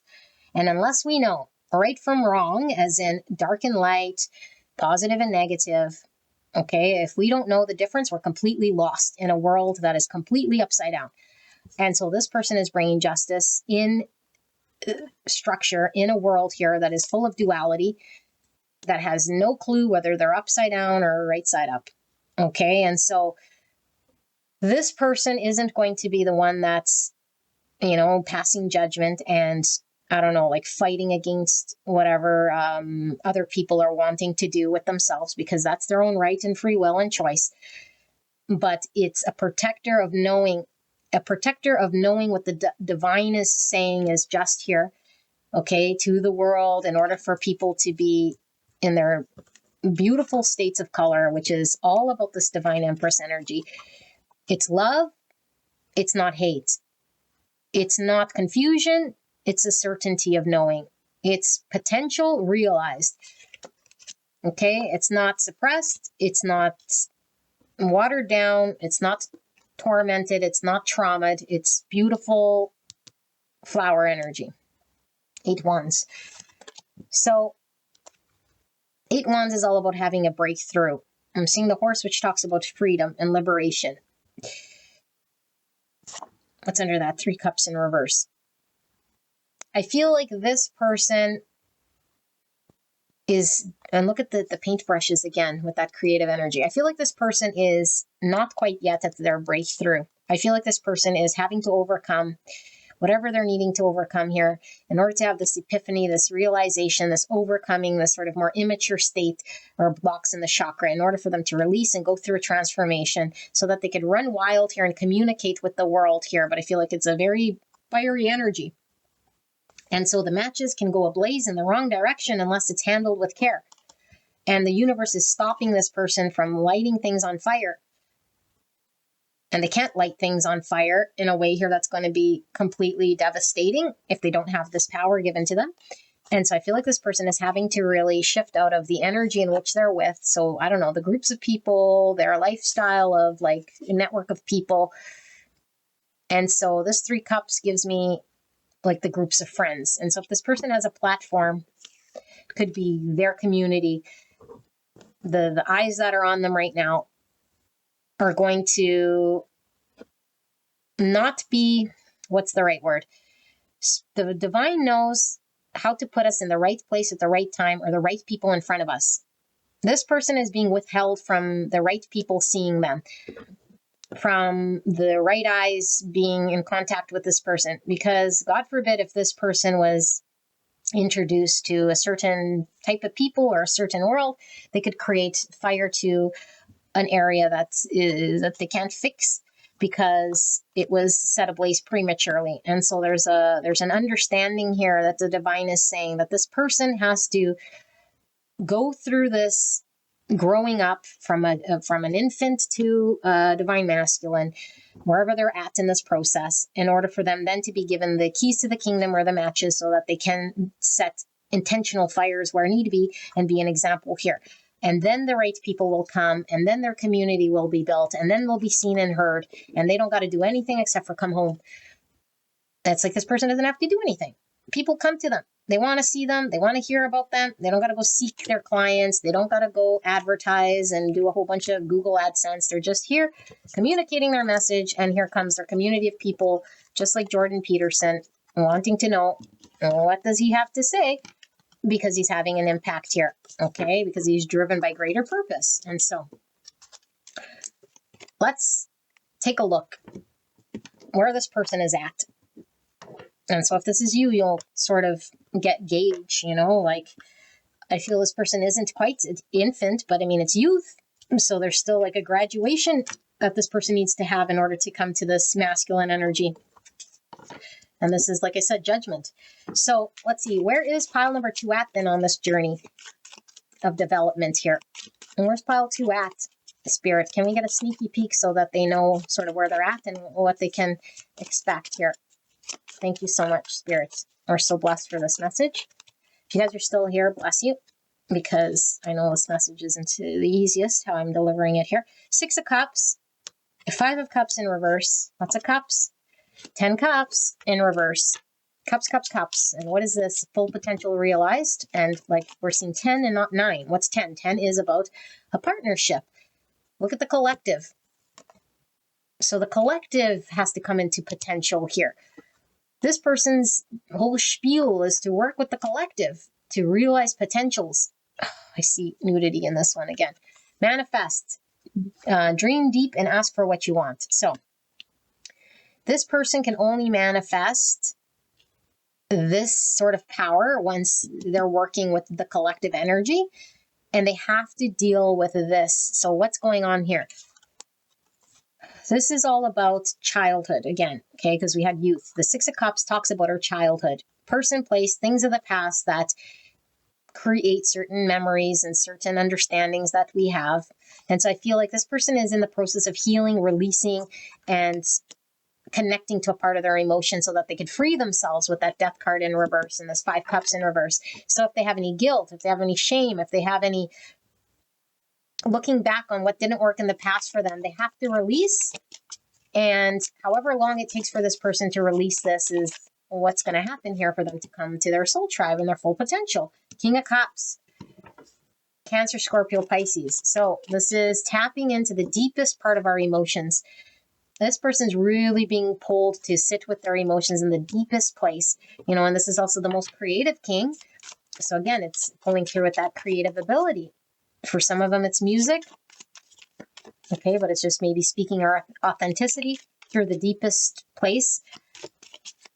Okay, but we won't be able to stand with unconditional love unless we experience and feel unconditional love here. So this person might be fighting their more mature emotions. Okay, because this King of Cups talks about matured emotions. It's not immature emotions. And so I feel like this person is still a little immature, still a little bit green when it comes to standing in full emperor sort of emotions. Queen of Cups in reverse. Yeah, opening their heart space, learning about unconditional love. So where are they at? They're purging right now. And Spirit shows it could take however long it takes for the heart space to open. But this person is being shown a lesson of unconditional love. Now, look, again, we have the Queen and the King. Okay, so if you resonate with this swan energy, and like I said, 10 Cups is about a union coming together. There's a potential unrealized here. And it's because this divine masculine energy needs to open up its heart space. And you could certainly be engaged with working with this person, you know, because the divine feminine leads in spiritual journeys with divine masculine. And so this divine masculine will be led by feeling unconditional love. Okay, this is mother energy, and mother energy is like a healing, beautiful energy. In order for him to realize his own full potential, he has to be experiencing this unconditional love. And so I feel like this is what this person's sort of going through. Yeah, the wheel. So the divine has control. This is divinely guided. Things are moving. And right now, it's really in the realm of healing emotional traumas or childhood things here that need to be purged in order for there to be a realization of how can we love unconditionally? How can we be mature with our emotions? How can we trust the divine? Okay, trusting the divine is being receptive, loving and wise. And so this person might have a difficult time tapping into the emotional, feminine side of themselves. Emotions, trusting the divine, being receptive, because maybe it's like a doer energy. I'm the man, I gotta make it happen. Well, that's immature. That's not divine masculine energy. That's a divine masculine who's distorted, who doesn't trust the divine, who still needs healing, who still needs to be, developed here. And so how does he develop it? Well, he has to purge the things that didn't work for him. He has to heal the things here that are stuck and fragmented when it comes to shame and guilt and sadness and experiencing of the past. And here I see a bottle. So this person might have a drinking problem. Okay, but that to me, like I said, can talk about distractions. So instead of facing the problem or whatever, they're dependent on some distraction in their world. Okay, whatever the distraction is. I use the distraction in order to numb myself. I use the distraction so I don't reach my full potential. I use my distraction so I don't do good in the collective. Because as long as I'm focused on myself and distracting myself and abusing myself, then I'm not seeing a great truth, and I'm not in line with the trumpets of the universe. And the trumpets are saying, hey, attention, wake up. You have a greater power in this collective. Wake up the collective. You have to lead by your divine masculine energy, not by your giving in to lower impulses. Okay, so pile number 2, this is your reading. I hope this helped you. I love you very much. If you're drawn to another pile, I will see you then. All right, bye-bye. Hello, beautiful angels. Pile number 3. Oh my goodness. Cannot wait to get into your reading. What are we looking at? Well, first of all, you guys chose the Crystal Tarot. Okay, so we'll get into the tarot shortly. But we're looking at hidden knowledge, some information here that is like a divine guidance that is being shown to you either through dreams or intuition, or maybe you see it, maybe you kind of sense it, maybe you don't see it at all, and you're kind of blind to where you're being led or guided. And so this could be an Akashic record that's being revealed to you in some way, but either which way, it's tied to your divinity, and Spirit wants to show you what this is. Okay, so if this leaves you with a whole bunch of questions, then it's most likely not your pile. Okay, so let's take a look. What is this for pile number 3, Spirit?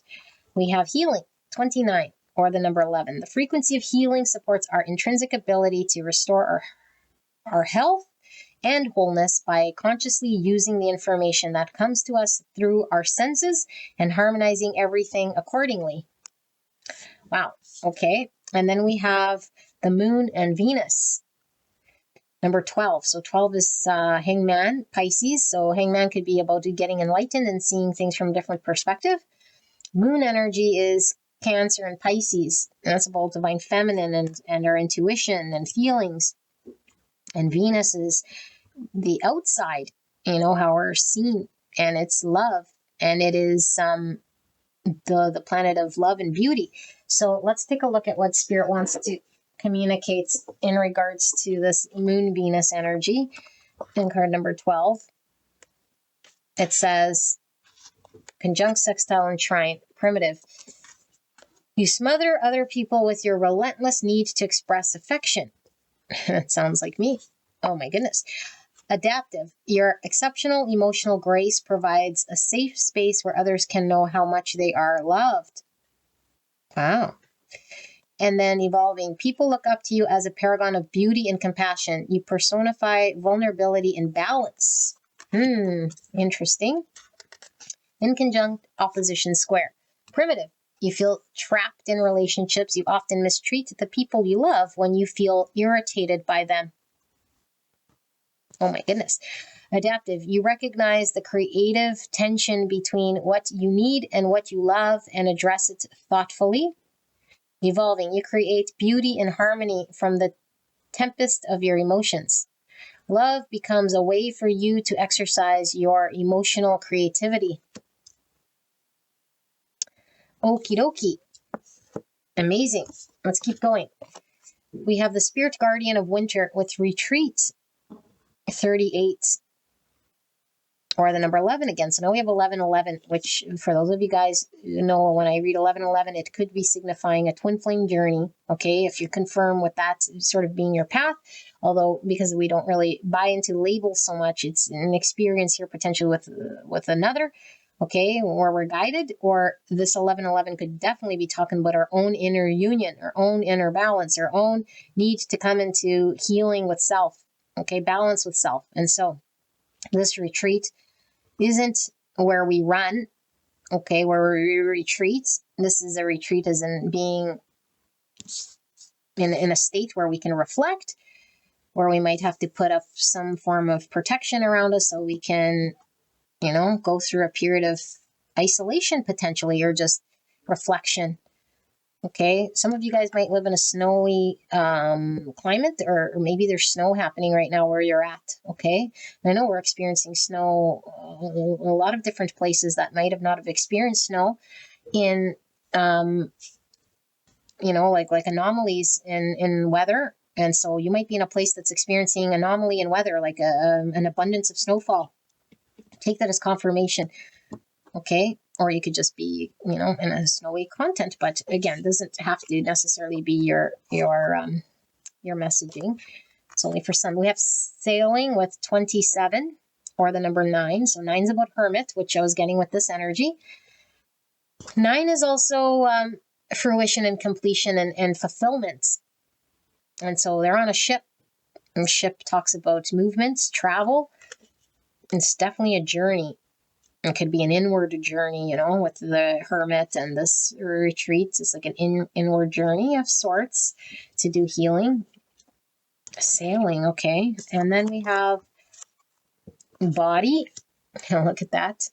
So body's talking about the 3D, the physical.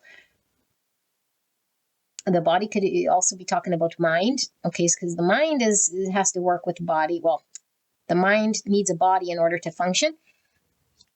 Okay, we can't have a mind without the body. And so they kind of go hand in hand here. Although we are not the body, so we're not this. Okay, but Venus and body is pulling through here. So something physical here. Something physical, still egoic, something we're needing to rise above here with the 12. And then we have prophecy. Oh my goodness. Some of you guys might be tarot readers. Look, she's reading cards here. A knowing with the prophecy. It's like we have a knowing and a prediction of something here. Okay, I do want to read the Spirit Guardians of Winter. If I can find where this book is. I might have to pause. No. Yes, I'm going to pause. I'll be right back.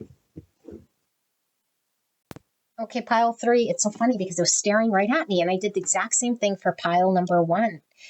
And for pile 1, I was looking for this box.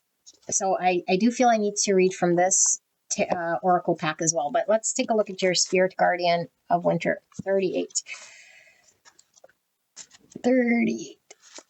It says, Spirit Guardian of Winter retreats. Night is coming and the temperature is dropping. As you follow the path through the snow to a small cabin, a golden light flickers through the windows. You stomp the snow off your feet, open the door and step in. Instantly, you're embraced by the heat of the fire and the tantalizing aroma of the soup. Nestled on the potbelly stove, a large overstuffed chair awaits you. You curl up in the chair and warm yourself by the fire. Oh my goodness, it sounds very cozy. What does it say? It says, this card indicates that it's time to pull back from people and situations that do not empower or support you. Let go of anything or anyone that drains you and protect yourself from less than positive influences. It's time to renew your energy. Incubate your dreams for the future. Make plans for tomorrow. But remember that this is a season of rest and recuperation. Winter is a time for replenishing your inner resources. Care for your body and your health. Mend and organize objects in your home. Repair whatever needs to be repaired in your life. Step into sacred silence to discover the answers within. A spurt of springtime energy is coming, but you absolutely must be prepared and must create foundations. Otherwise, it can seem overwhelming and destabilizing. Spirituality, winter is a season of retreat and renewal. It's the time to be still and take stock of your life and your future. The Spirit Guardian of Winter reminds us to stop the busyness of life and relax. Okay, let's pull one from this Rooted Woman Oracle, because I do feel I'm being called to do the same thing I did with this deck that I was initially going to use, and I don't know why I just opted not to. But let's see, Spirit, for pile number 3, what are we needing from this Oracle pack that's communicating to pile 3?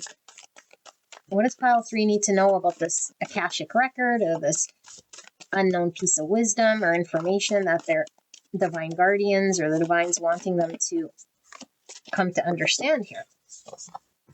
The well, the source of life. Oh my goodness, look at that, number 1. So this is broken into 3 parts. The well is going to be a thing here, not a place. The source of life. Here, wells. In the native traditions of Britain and Ireland have their roots in the other world. They are gateways between worlds. The water which flows from them offers up otherworldly nourishment, not just physical, there we have again with the body, but spiritual. Because of that, wells are recognized as sacred just as they have been by nearly every culture on the planet and throughout every age. These wells and springs, which originated in the other world, would once have been dedicated to sovereignty and the goddess of the land who bestowed the gifts of the other world. The gifts of the wells are many. Some were known for their healing powers. Oh my goodness. Others for granting fertility. Magical fish which lived in the wells, salmon or sometimes trout, might appear to those who would come seeking insight and foreknowledge. These fish are credited as granters of iomas, a form of intuitive knowledge and wisdom, which is the other world's greatest gift. The water of the well, then, is the source of life and spiritual wisdom, but the source of life must be cared for. A good well must be tended. If you neglect the well, you're also neglecting the soul of the land. You're neglecting your own soul and what nourishes it. The well card invites you to replenish and renew yourself in a freely given waters of life, but also asks you to respect and treasure their source. In the spirit of reciprocity, we offer in return our love and our gratitude for all in this world that upholds it. Oh my goodness. Okay, I'm reading for a very highly spiritual group of people. Okay, is how I feel. Obviously, I mean, all my people here are highly spiritual, but I really feel like I'm kind of getting a flavor of what's going on in your world right now. And we're also being tied to what the great sort of purpose here. You already know where you're sort of being guided here, okay, intuitively, because I feel like there's a big understanding you already have. Okay, and I always say here, release all attachment, you know nothing. And so I feel like we know nothing. Okay, we really don't know anything because the rug could be pulled from under us. And if we attach to any story, journey, idea, then you're probably still in suffering here, okay? But I feel like there is a knowing where we're going because I feel this, you guys are highly intuitive and you're communicating with the divine. You're being guided there. Okay, you're being guided to that place. But I feel like in order to be guided to this place, we have to go through a certain process. And I feel like Spirit really wants you to experience here the other side of this journey, which is really giving yourself the healing, which is really giving the energy to yourself. Because I feel like you have a selfless energy. Okay, I can really sort of relate even with this pile. It's like, how can I keep in that spiritual energy and give of myself in a way here that neglects the part that Spirit is asking you to sort of look at yourself, to deal with yourself, to heal self, to be able to rejuvenate yourself, which will take time for you to reflect and for you to gather yourself in a way here, however long it takes, okay, in order for you to be sort of back on this journey. So I feel like for this group, we could have access to higher realms through our intuition, through our knowing, through our dreams, and then we come to Earth. We're always on Earth, but come to Earth as in we're faced with the physical people and challenges, and we get drained, and we get pulled back into the 3D, we get pulled back into the ego, we get pulled back into that, and we need to know when it's time for us to pull. And so this is all about the balance. When do we go into the cabin to remove ourselves? You know, is this ego talking that I'm, you know, like handling my situation, and Spirit saying no. So this is knowing when we cannot be in anything other than in a healing energy. In order for us to be of service to others, we need to fill our own cup. We need to have our well waters purified in order for intuition and for us to be of service. And what are we of service of? I think you're providing a healing, and you know what it is. You have a collective that you're healing. You have an individual you're working with healing. Okay, and when you're doing healing, and again, nobody can heal any other person really. We could be the conduit, we could provide the information, we could be passing through energy. And I feel like you have a role of passing through energy through you that's very healing to either a community of people, a person specifically, something that's making a big change here. Okay, and when we change one person's life, even, we can have a huge impact on all of humanity. Okay, just like Jesus went after the one sheep that wandered. Okay, and so I feel like there's a selflessness here and a devotion to a healing. Okay, and this healing can come in many different forms. It allows other people potentially to see their own divinity. It allows us to be sort of a guiding light, a beacon of hope, a place where other people feel safe.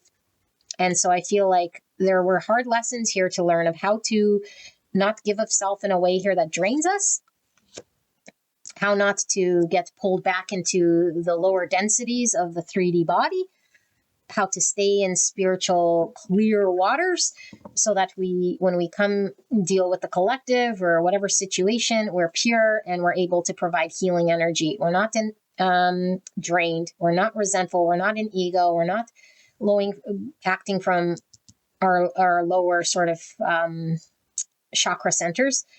Okay, we're still in sort of this beautiful divine energy, because the divine energy, when it's pure water here, it allows us to engage in a more effective way when we are being of service, or when we can connect with other people. When we come pure, we allow whatever mission we're on here, because I feel like there's a very specific mission here. And if you don't know what this journey is about, I don't know that this is your reading here, because I feel like you'd know. You've been on it for a bit here, okay? It's like you're being guided to do this selfless work of healing to whoever you're dealing with here, okay? But I do feel like we really now are learning the lesson about balance and healing self, and being able to take the time to nurture ourselves so that we don't get off balance, okay? Because what good would this be if this is out of balance? And so we're learning about this. Okay, but I feel there's confirmation saying you already sort of know through this prophecy where you're headed, or what sort of impact you're going to have, or why it is that you're sort of guided in this way. And you're absolutely right. You are an integral part of this cog getting lubed up, whatever this cog is. Okay, so if you're healing the collective around, I don't know, whatever topic, okay, or someone specific that's dealing with a certain ailment, and you're their sort of, I don't know, carekeeper, or whatever the thing I feel is very specific to you. You're this outlet, but just like a caregiver, if we keep, let's say we're taking care of our grandparent, and we're selfless in that, and it's like, how much of ourself do we sacrifice? Because once we start to sacrifice too much of ourself, we start to put our life on hold. We're taking care of this, our family member. And so we're sort of at the mercy here, and we start to feel guilt when we got to step away, or when we have to say no, or when we got to put ourselves first, or when we got to reflect here. And it's like, then we feel guilty, then we don't know. And then we're sort of in this sort of weird energy. And so Spirit is saying, this is all part of your journey of understanding. When do we need to heal ourselves? When is our water getting contaminated here? And so the salamander was coming through when we read this, and the salamander gives me the transmutation of energy, because it's burning off things that are contaminating. Okay, and so the burning off of things is all energy we don't need. So when we have any energy that's not helping or not clear, because it contaminates, that's what gets burnt off when we pull away and reflect. We burn off parts that no longer serve us. So judgments, when we start to judge the situation, or resentments, or when we feel guilt about not being there, or we feel whatever it is that we feel we're projecting, it's like it gets burnt off during this period of reflection and healing.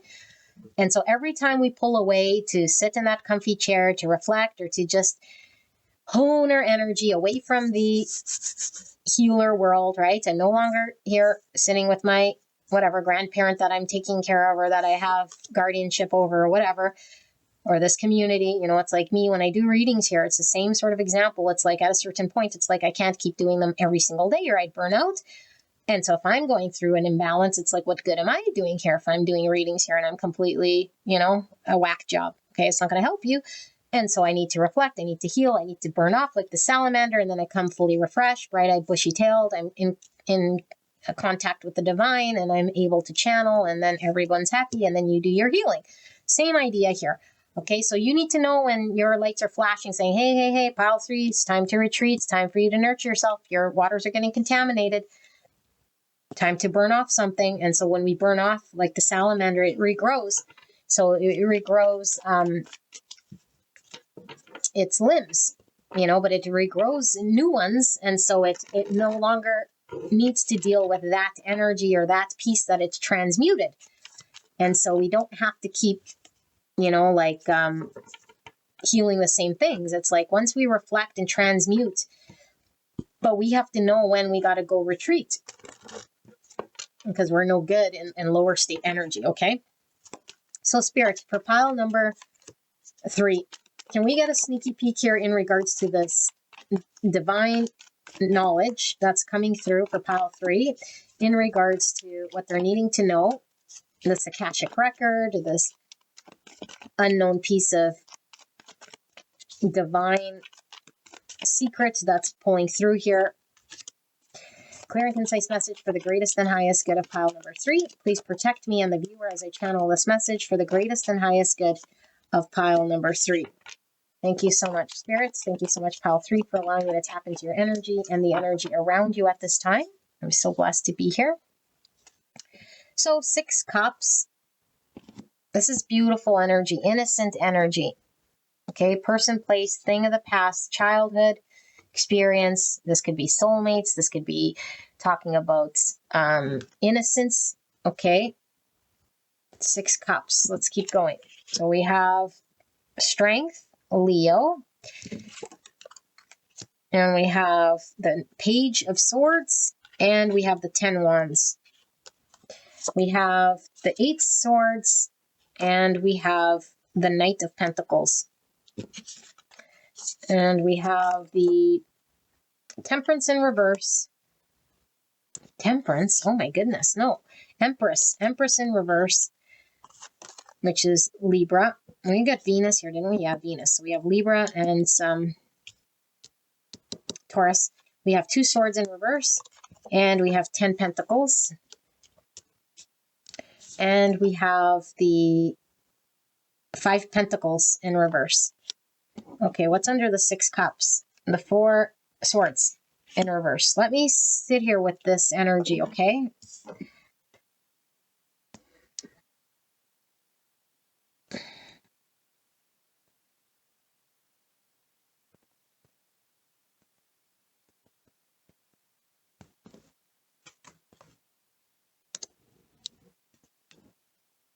Okay. I think we're still on a pendulum here. Okay, and the pendulum is always when we know we're an ego. Okay, so when we start to feel, and I'm sounding like a broken record, but that's fine, because I even need to be told this. When we're feeling contracting energy, resentment, anger, uncertainty, it's not going the way I want. I think you're trying to build something. You know, you want confirmation, stability, something to build to a 10 Pentacles, some form of security. It's not moving, and when it doesn't move, or if it gets stuck, or if it doesn't go and it doesn't manifest, we get in our own way with the ego. And how do we do this? Because we instill it with negative thought or a limited thought. And there is no limitation in the universe. Nothing is limited unless you think it is. So mindset has everything to do with it. So Spirit is saying, in order for us to pull ourselves out of a negative mindset or limiting thoughts, we have to identify when we're an ego. And the only way we'll know, okay, we have to know is when the feelings are feeling contracting. We're an ego automatically. If we think we don't have an ego, we probably have the biggest one of them all. Okay, everyone has ego.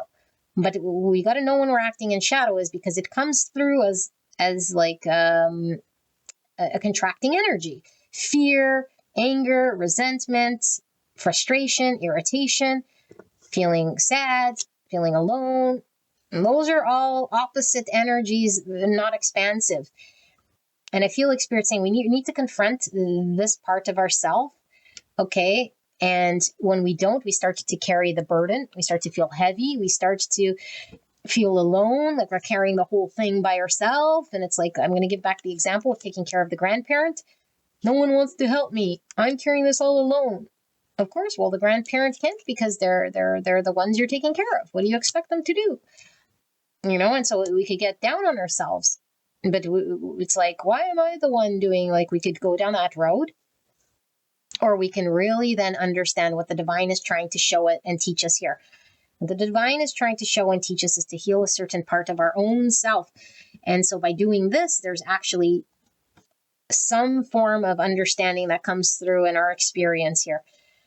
Okay, and this experience allows us to be that in which we're coming out the other side of this experience. Okay, but I feel like we start to go down the road of the ego when we don't have certainty or clarity is not provided to us. And I feel like we get really hung up on the material world of what we want to see and build, so much so that it creates the frustration and this heaviness. And Spirit says, we're learning about unconditional love. Without learning about abundance, unconditional love, we don't know. And we can go to the extreme where then we're too selfless and we don't know about our own boundaries and our own self-worth and our own value. So either way, we still don't know our value. So are we on the pendulum? Because once the pendulum is swinging, either way, whether it's acting out of selfishness because it's contracting and it feels like it's doing everything, or it's on the other one and it's over-giving and over-smothering and over-taking care of, both sides are not good. So what's the middle ground? That's what you're learning. What's the middle ground? And when I don't know the middle ground, I have to retreat and take care of myself. When I don't know the middle ground, I got to realize that I'm in 5 Pentacle, and the only person who can get me out of 5 Pentacle is me. If I feel out in the cold, if I feel like I'm doing it myself, if I feel like I'm rejected, if I feel like I'm that's just your ego telling you that's not true. You're not rejected. You're not in the cold. You're not. The only reason you are is your own doing. You think you're in the cold. You're keeping yourself in the cold. Why? Because you're attached to an understanding. This is what needs to get challenged. Okay? Your understanding needs to get challenged, because when we're so hung up on that understanding, we form an attachment to it, or attached to an outcome. We're stuck on a mindset, and now we're very limited. It has to be my understanding, otherwise I suffer. It has to go and build this way, otherwise I suffer. Okay? And it's like I start to feel rejected when I don't see it. I start to feel always from Sunday when it doesn't go forward in the way that I expected it to. And so we have to identify, do we have a fixed understanding of outcome? If we do, we're told to cut that attachment. Do not get fixed on an outcome. Okay, that's what you're learning here about. And now we're talking about this Akashic record. This Akashic record, or this divine knowing, has to come through you learning your own self-worth and unconditional love. Abundance. It has to be learned through this process. Taking care of Granny, okay, or I don't know, healing, whatever, this collective, because when we're in the form of healing others, okay, we know we're on this sort of journey, this path we're being called, but we cannot lead or heal in way of ego. But we also cannot be martyrs here and giving selflessly and not know when. So this is a fine balance. It really is. But this is the journey that we're learning here. Okay. And I feel like there's this soul recognition here. There's this soul understanding here. And I feel like this is what you're kind of being called to do and work on. 7 Pentacles. Yeah, we feel like giving up at times because we don't see the fruit. And it's like you still haven't been able to experience the fruit. And we feel the yo-yo, and we think, okay, well, when I'm in the retreats, it's like I might feel like I'm healing, but I still feel alone. When I'm taking care of the healing, it's like I'm still sort of alone. So I still feel like I'm still, well, that is the ego. Because the ego is saying, I need to have people. I need to have, and it's like, no, you're whole and complete. When will you learn this? As long as you feel that, you're 5 Pentacle. You're in scarcity mindset. You're still telling yourself you need someone, or you need something, or you need an outcome, or a conclusion of something. And it's going to forever feel this way until you interject it with your own conscious awareness and say, you know what? Here's me in my full divinity. And when I say, I don't need this, or I don't want that, because I know that I'm having to clear my own waters and connect to my divinity, I do this. I don't get resentment. I don't feel like guilty for it. I don't battle myself. I don't get pulled into egoic games. I don't go tit for tat. I don't start to get snarly. I don't start to beat grandma over the head. You know what I'm saying? It's like we don't get limiting thoughts here, but we need to find our way here. And so I feel like it's through a lot of pain. Okay, it's through a lot of pain here. And so I want to ask then, what are you benefiting with this? Because that is an egoic question, but you're not just meant for this world just to provide this one healing element. Because I feel like you're providing a healing element, but okay, so what? You're just like this channel of healing, this channel of giving. Well, but what for? Spirit, well, what for? Okay, judgment in reverse. So we're going to see what for. And we got to learn what for. And Spirit is funny when Spirit does this, because it's like everyone's journey has to unfold on its own. And so if Spirit was to give you this on a silver platter, you'd understand it and you wouldn't have the need to go through the understanding of it. And this is like, you got to go through the understanding of it so you inner experience it. If you don't inner experience it, you won't be able to provide the outcome. And the outcome here, I feel you have to offer is a healing to some part of a collective or something that you need to do by way of experience. Or else you would just pull a parachute and go somewhere else because you wouldn't be doing the healing experience. If Spirit just said, okay, you already know, and it's like that lesson's learned. You don't need to engage anymore with Grandma. You're now, I don't know, doing something else. Grandma keeps coming through here. Okay, but I just feel like it's someone maybe who just can't do it themselves. And so Spirit, what is it that, oh my goodness, these ones went flying. What is it that pile number 3 is needing to know here? We have the 9 pentacles in reverse and we have 3 pentacles. Yeah, look, these are the 2 opposites. This is me, confident, independent on my own. I know my value. I can do it myself. I don't need anyone or anything because I've built this garden. I know how to maneuver it. I don't feel like saddened by anything because I feel very strong and confident on my own. This is, I am only able to create with someone else something, in conjunction. We collaborate, we work together in order to create the third thing. So are we learning about how to be independent? Because we're dependent on an external person, an external thing that has to, we're learning about the balance between self, empowered, confidence, what we can do ourselves, and what we need with others, how to work with others, what we can create with others. And we need to know the difference. We need to understand the difference. We can't get pulled emotionally by feelings or anything of this nature, but we need to know when is it that I need to do it myself and be independent and autonomous from people, and when is it that I can depend on other people in order to create. I can't get my 2 worlds sort of blurred because we might become dependent on other people to create things. So Spirit, what else is it that pile then is needing to know? Pile 3 about this. What are they actually creating then? What is this all for though? Like, so now you learn independence and you learn how to work with others. So it's really just a lesson of ascension here, learning about unconditional love, learning about self-independence, learning about confidence. Okay. And then what's on the other side of this? 2 swords, 6 swords in reverse, Ace of Cups in reverse, self-love again, and there's the Hermit, Virgo energy. It's really about self-love, self-independence, filling one's own cup. 4 swords, healing, and 3 swords, healing, are 3 swords, and stars, healing. Healing, healing, healing, healing, healing. So in order to do something in this world and be actually contributing, we have to know what we're talking about. We sort of have to go through an experience. Okay, it's kind of like if I'm dealing with addicts, I have to go through the addiction myself to really understand the ins and outs of it.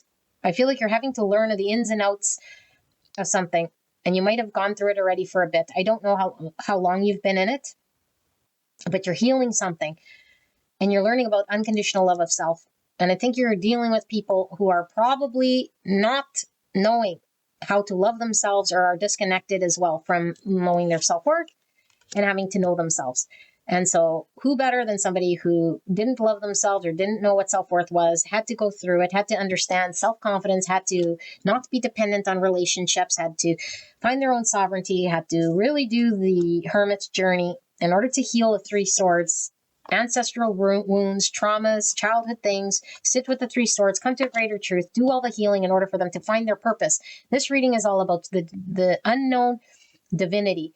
You have a divine purpose here, and your divine purpose is to heal the collective, heal whatever you're healing out there. Okay. But I feel like it's twofold because it happens from within in order for it to happen from without. And I feel like we're still not quite done the full healing destined thing with self. And so this other external healing journey can only happen once we're learned what we need to learn and we have a clear understanding. And it's like, okay, now I know my calling. Now I know that I can focus on giving myself to, I don't know, like people with addictions or the youth that goes through this, or like in my case, like relationship advice, because maybe I've suffered, like if I've gone through something, it's like I can say, well, I don't know, I was dependent on other people in relationship to build my world. I wasn't independent. I didn't feel confident. I didn't feel whole and complete. I didn't know my own self-value. I didn't feel self-love. It was always dependent on what other people could bring. It's like, no, I had to do this. I had to heal this. I had to understand this. I had to go through all of this three sword stuff in order to really reflect, to gain a better understanding of truth here. Okay, because I feel like you have a situation that is stuck, and it's only stuck because this lesson needs to be learned. And so we might be sitting at this crossroads, and it could be because we're dealing with a situation that isn't clear, is stuck, isn't providing us certainty and clarity. And it's like, what are we learning? Like I said, we're not attached to outcome. We're not attached to the story we tell. And so Spirit doesn't want to give you the clarity and the certainty on something that you still haven't learned. So it's like, you're going to sit here at this crossroads. It's not going to move forward. You're sitting in two worlds, and it's stuck in this conflict until we totally deal with the conflict in a way that allows us to heal truly from a place of inner working that three swords, inner understanding this three swords, sitting with it, reflecting with it, knowing the truth from it, and really diving in deep. Then we become enlightened, and then we're of service. Okay, we can't become of service if we don't dive in deep. I mean, dive in deep, like really feel this three swords. And it doesn't feel good. Okay, but we know that healing sometimes feels painful, but at the end of it, at the end of this journey, it's so liberating. I'm free. I don't need anyone to validate me or to build on. I'm like strong on my own. I know my own self-worth. Now, this doesn't mean that you're going to live like a hermit. Okay, because we always think, well, if I don't need anyone, it's like I do want connection, and I do want to be loved, and I do want, it's like, yeah, and you're worthy of being loved and connection, but you have to understand first your full divinity. Then you can have a connection that's going to support your divinity, but it has to be healed, not codependent. You have to heal this ancestral wound or this trauma or this childhood thing. Otherwise, you're going to perpetuate unhealthy relationship, codependent things. You're going to only stay in the hamster wheel of finding happiness out there. And so if a partner doesn't come, if a situation doesn't fulfill me, if it doesn't work out, I keep experiencing disappointment, sadness, loss, and all that stuff. And it's like, but that's a figment of your own creation. There is no separation. There is no loss. There is no lack. There is no other self. There is just one divine creator, and it's expressing through you and through everyone else. And once you see this, then you know you're whole, you're complete, you know of your own self-worth, okay? And then you're able to utilize what you've learned and understood to see the light, to be able to be of value, and to help this collective healing, okay? So I do feel for this group. I do want to give you a final message because we might not be understanding something here, or still have a question. So spirits, pile 3 has a question. Something's unclear. What have I missed? What do they need to know? Final message, pile number 3. What needs to come through here as an understanding for pile 3? What did I miss? 9 cups in reverse. We're not happy. And this is, we saw the 9 pentacles and now the 9 cups, all about self. So this, we might think we're, I don't know, like sacrificing ourselves for grandma, or the other person, or whatever we're doing here. And really, Spirit's saying, no, this is more about self than you know.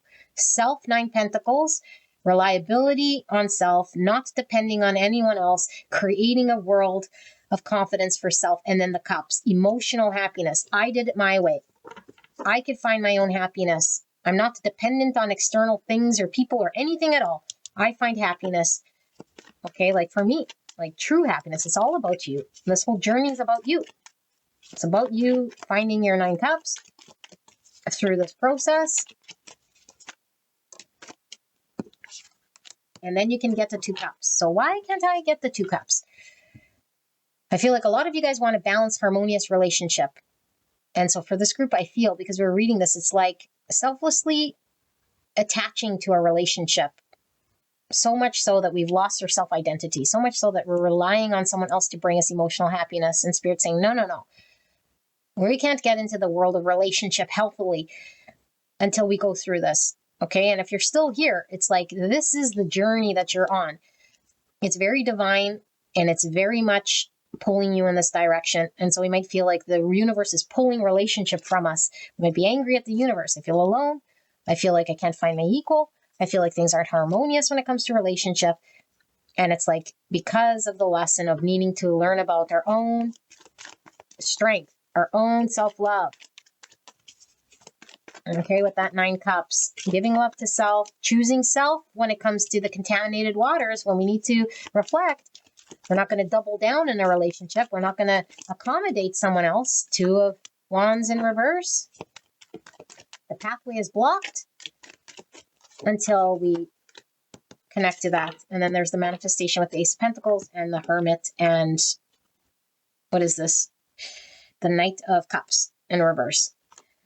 So, our big question, I think we're in a connection of sorts here, okay? Or we're wanting a connection, something to do with finding harmony and balance. And we want it to flow. We want to receive it as much as we give it. Of course we do. Of course. And that's not you're stuck from receiving.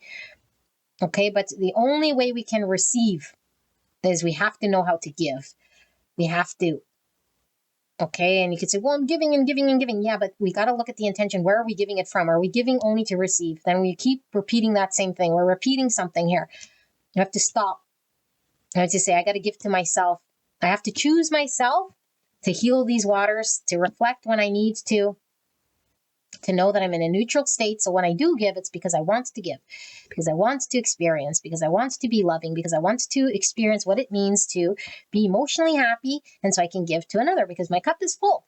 But if my cup's not full and I show up to a connection, then I start to feel overburdened and over giving, and Spirit is saying. So therefore, this is blocked here, the pathway of experiencing a harmonious union here. Okay, because we really need to do this self-reflecting with this Hermit, and we need to examine, how are we giving love? Are we blocked right now? Because I feel like there's a block when it comes to receiving and giving love. And we could be an open fountain, but there's something going on under the surface that really needs to get looked at. Why is there an open fountain right here? Is that a way to deflect? Is this a way to try to get more love by giving in a way here that is more trying to attain? We're not giving because we truly are in love with giving of this, okay? And we can't just turn this on overnight and start to be in this sort of devoted Mother Teresa energy. It's like, only through reflection and only through healing of a 3 swords can I release any sort of pain that didn't let me love myself, so that I knew how to give from an unconditional place, and I could be of service, and I can heal, and I can say when I feel things aren't right for me and when they are, when they feel good for me and when they don't. But it's not through ego. It's not through trauma. It's not through withholding love or examining how someone else is showing up. This is what you're manifesting here with this Ace of Pentacles. 7 cups. So I feel like we have to choose wisely the cup. And right now, if we keep in the confusion, and we're not quite sure which way to go, we could get lost in this 7 cups. And Spirit says, the only way out of the 7 cups is to do the Hermit's journey. The only way through the 7 cups here, this confusion, this uncertainty, is to really, really connect to the emotions. Connect to the emotions. Understand what makes you happy. It's all about you and your own emotional expression, your own ability to receive love, your own ability to understand why you want to give love, and your own ability to identify when you are in connection, why there is, an investment here. Is it in order for there to be harmony and balance? Are you receptive to receiving? Are you blocking love from coming in? Are you creating an imbalance? Like, all of these questions need to be examined in order for you to manifest what Spirit wants to give to you here. Okay, and I feel what Spirit wants to give to you is a harmonious connection, relationship. Whatever here is going to provide you with harmony and balance, come into union so that you can be a healing beacon of light to the collective, make an impact, like I said, in someone's world, grandma's world, whatever it is that you're being called to do. But we have to know ourselves, and we really have to pull ourselves into this sort of retreat energy when we feel depleted, when we start to feel like we need to reflect and examine and not feel guilt and not feel like panicked, because we might feel like we can't surrender or like we're going to lose out, because this is like a codependent relationship when we're in the shadow. We cling onto people and we feel anxiety at the thought of losing out. And so we might overburn ourselves here, and we don't have to. Okay, beautiful people. So this is your reading. I hope this helped you. And I love you guys very much. I will see you guys at the next one. Bye-bye.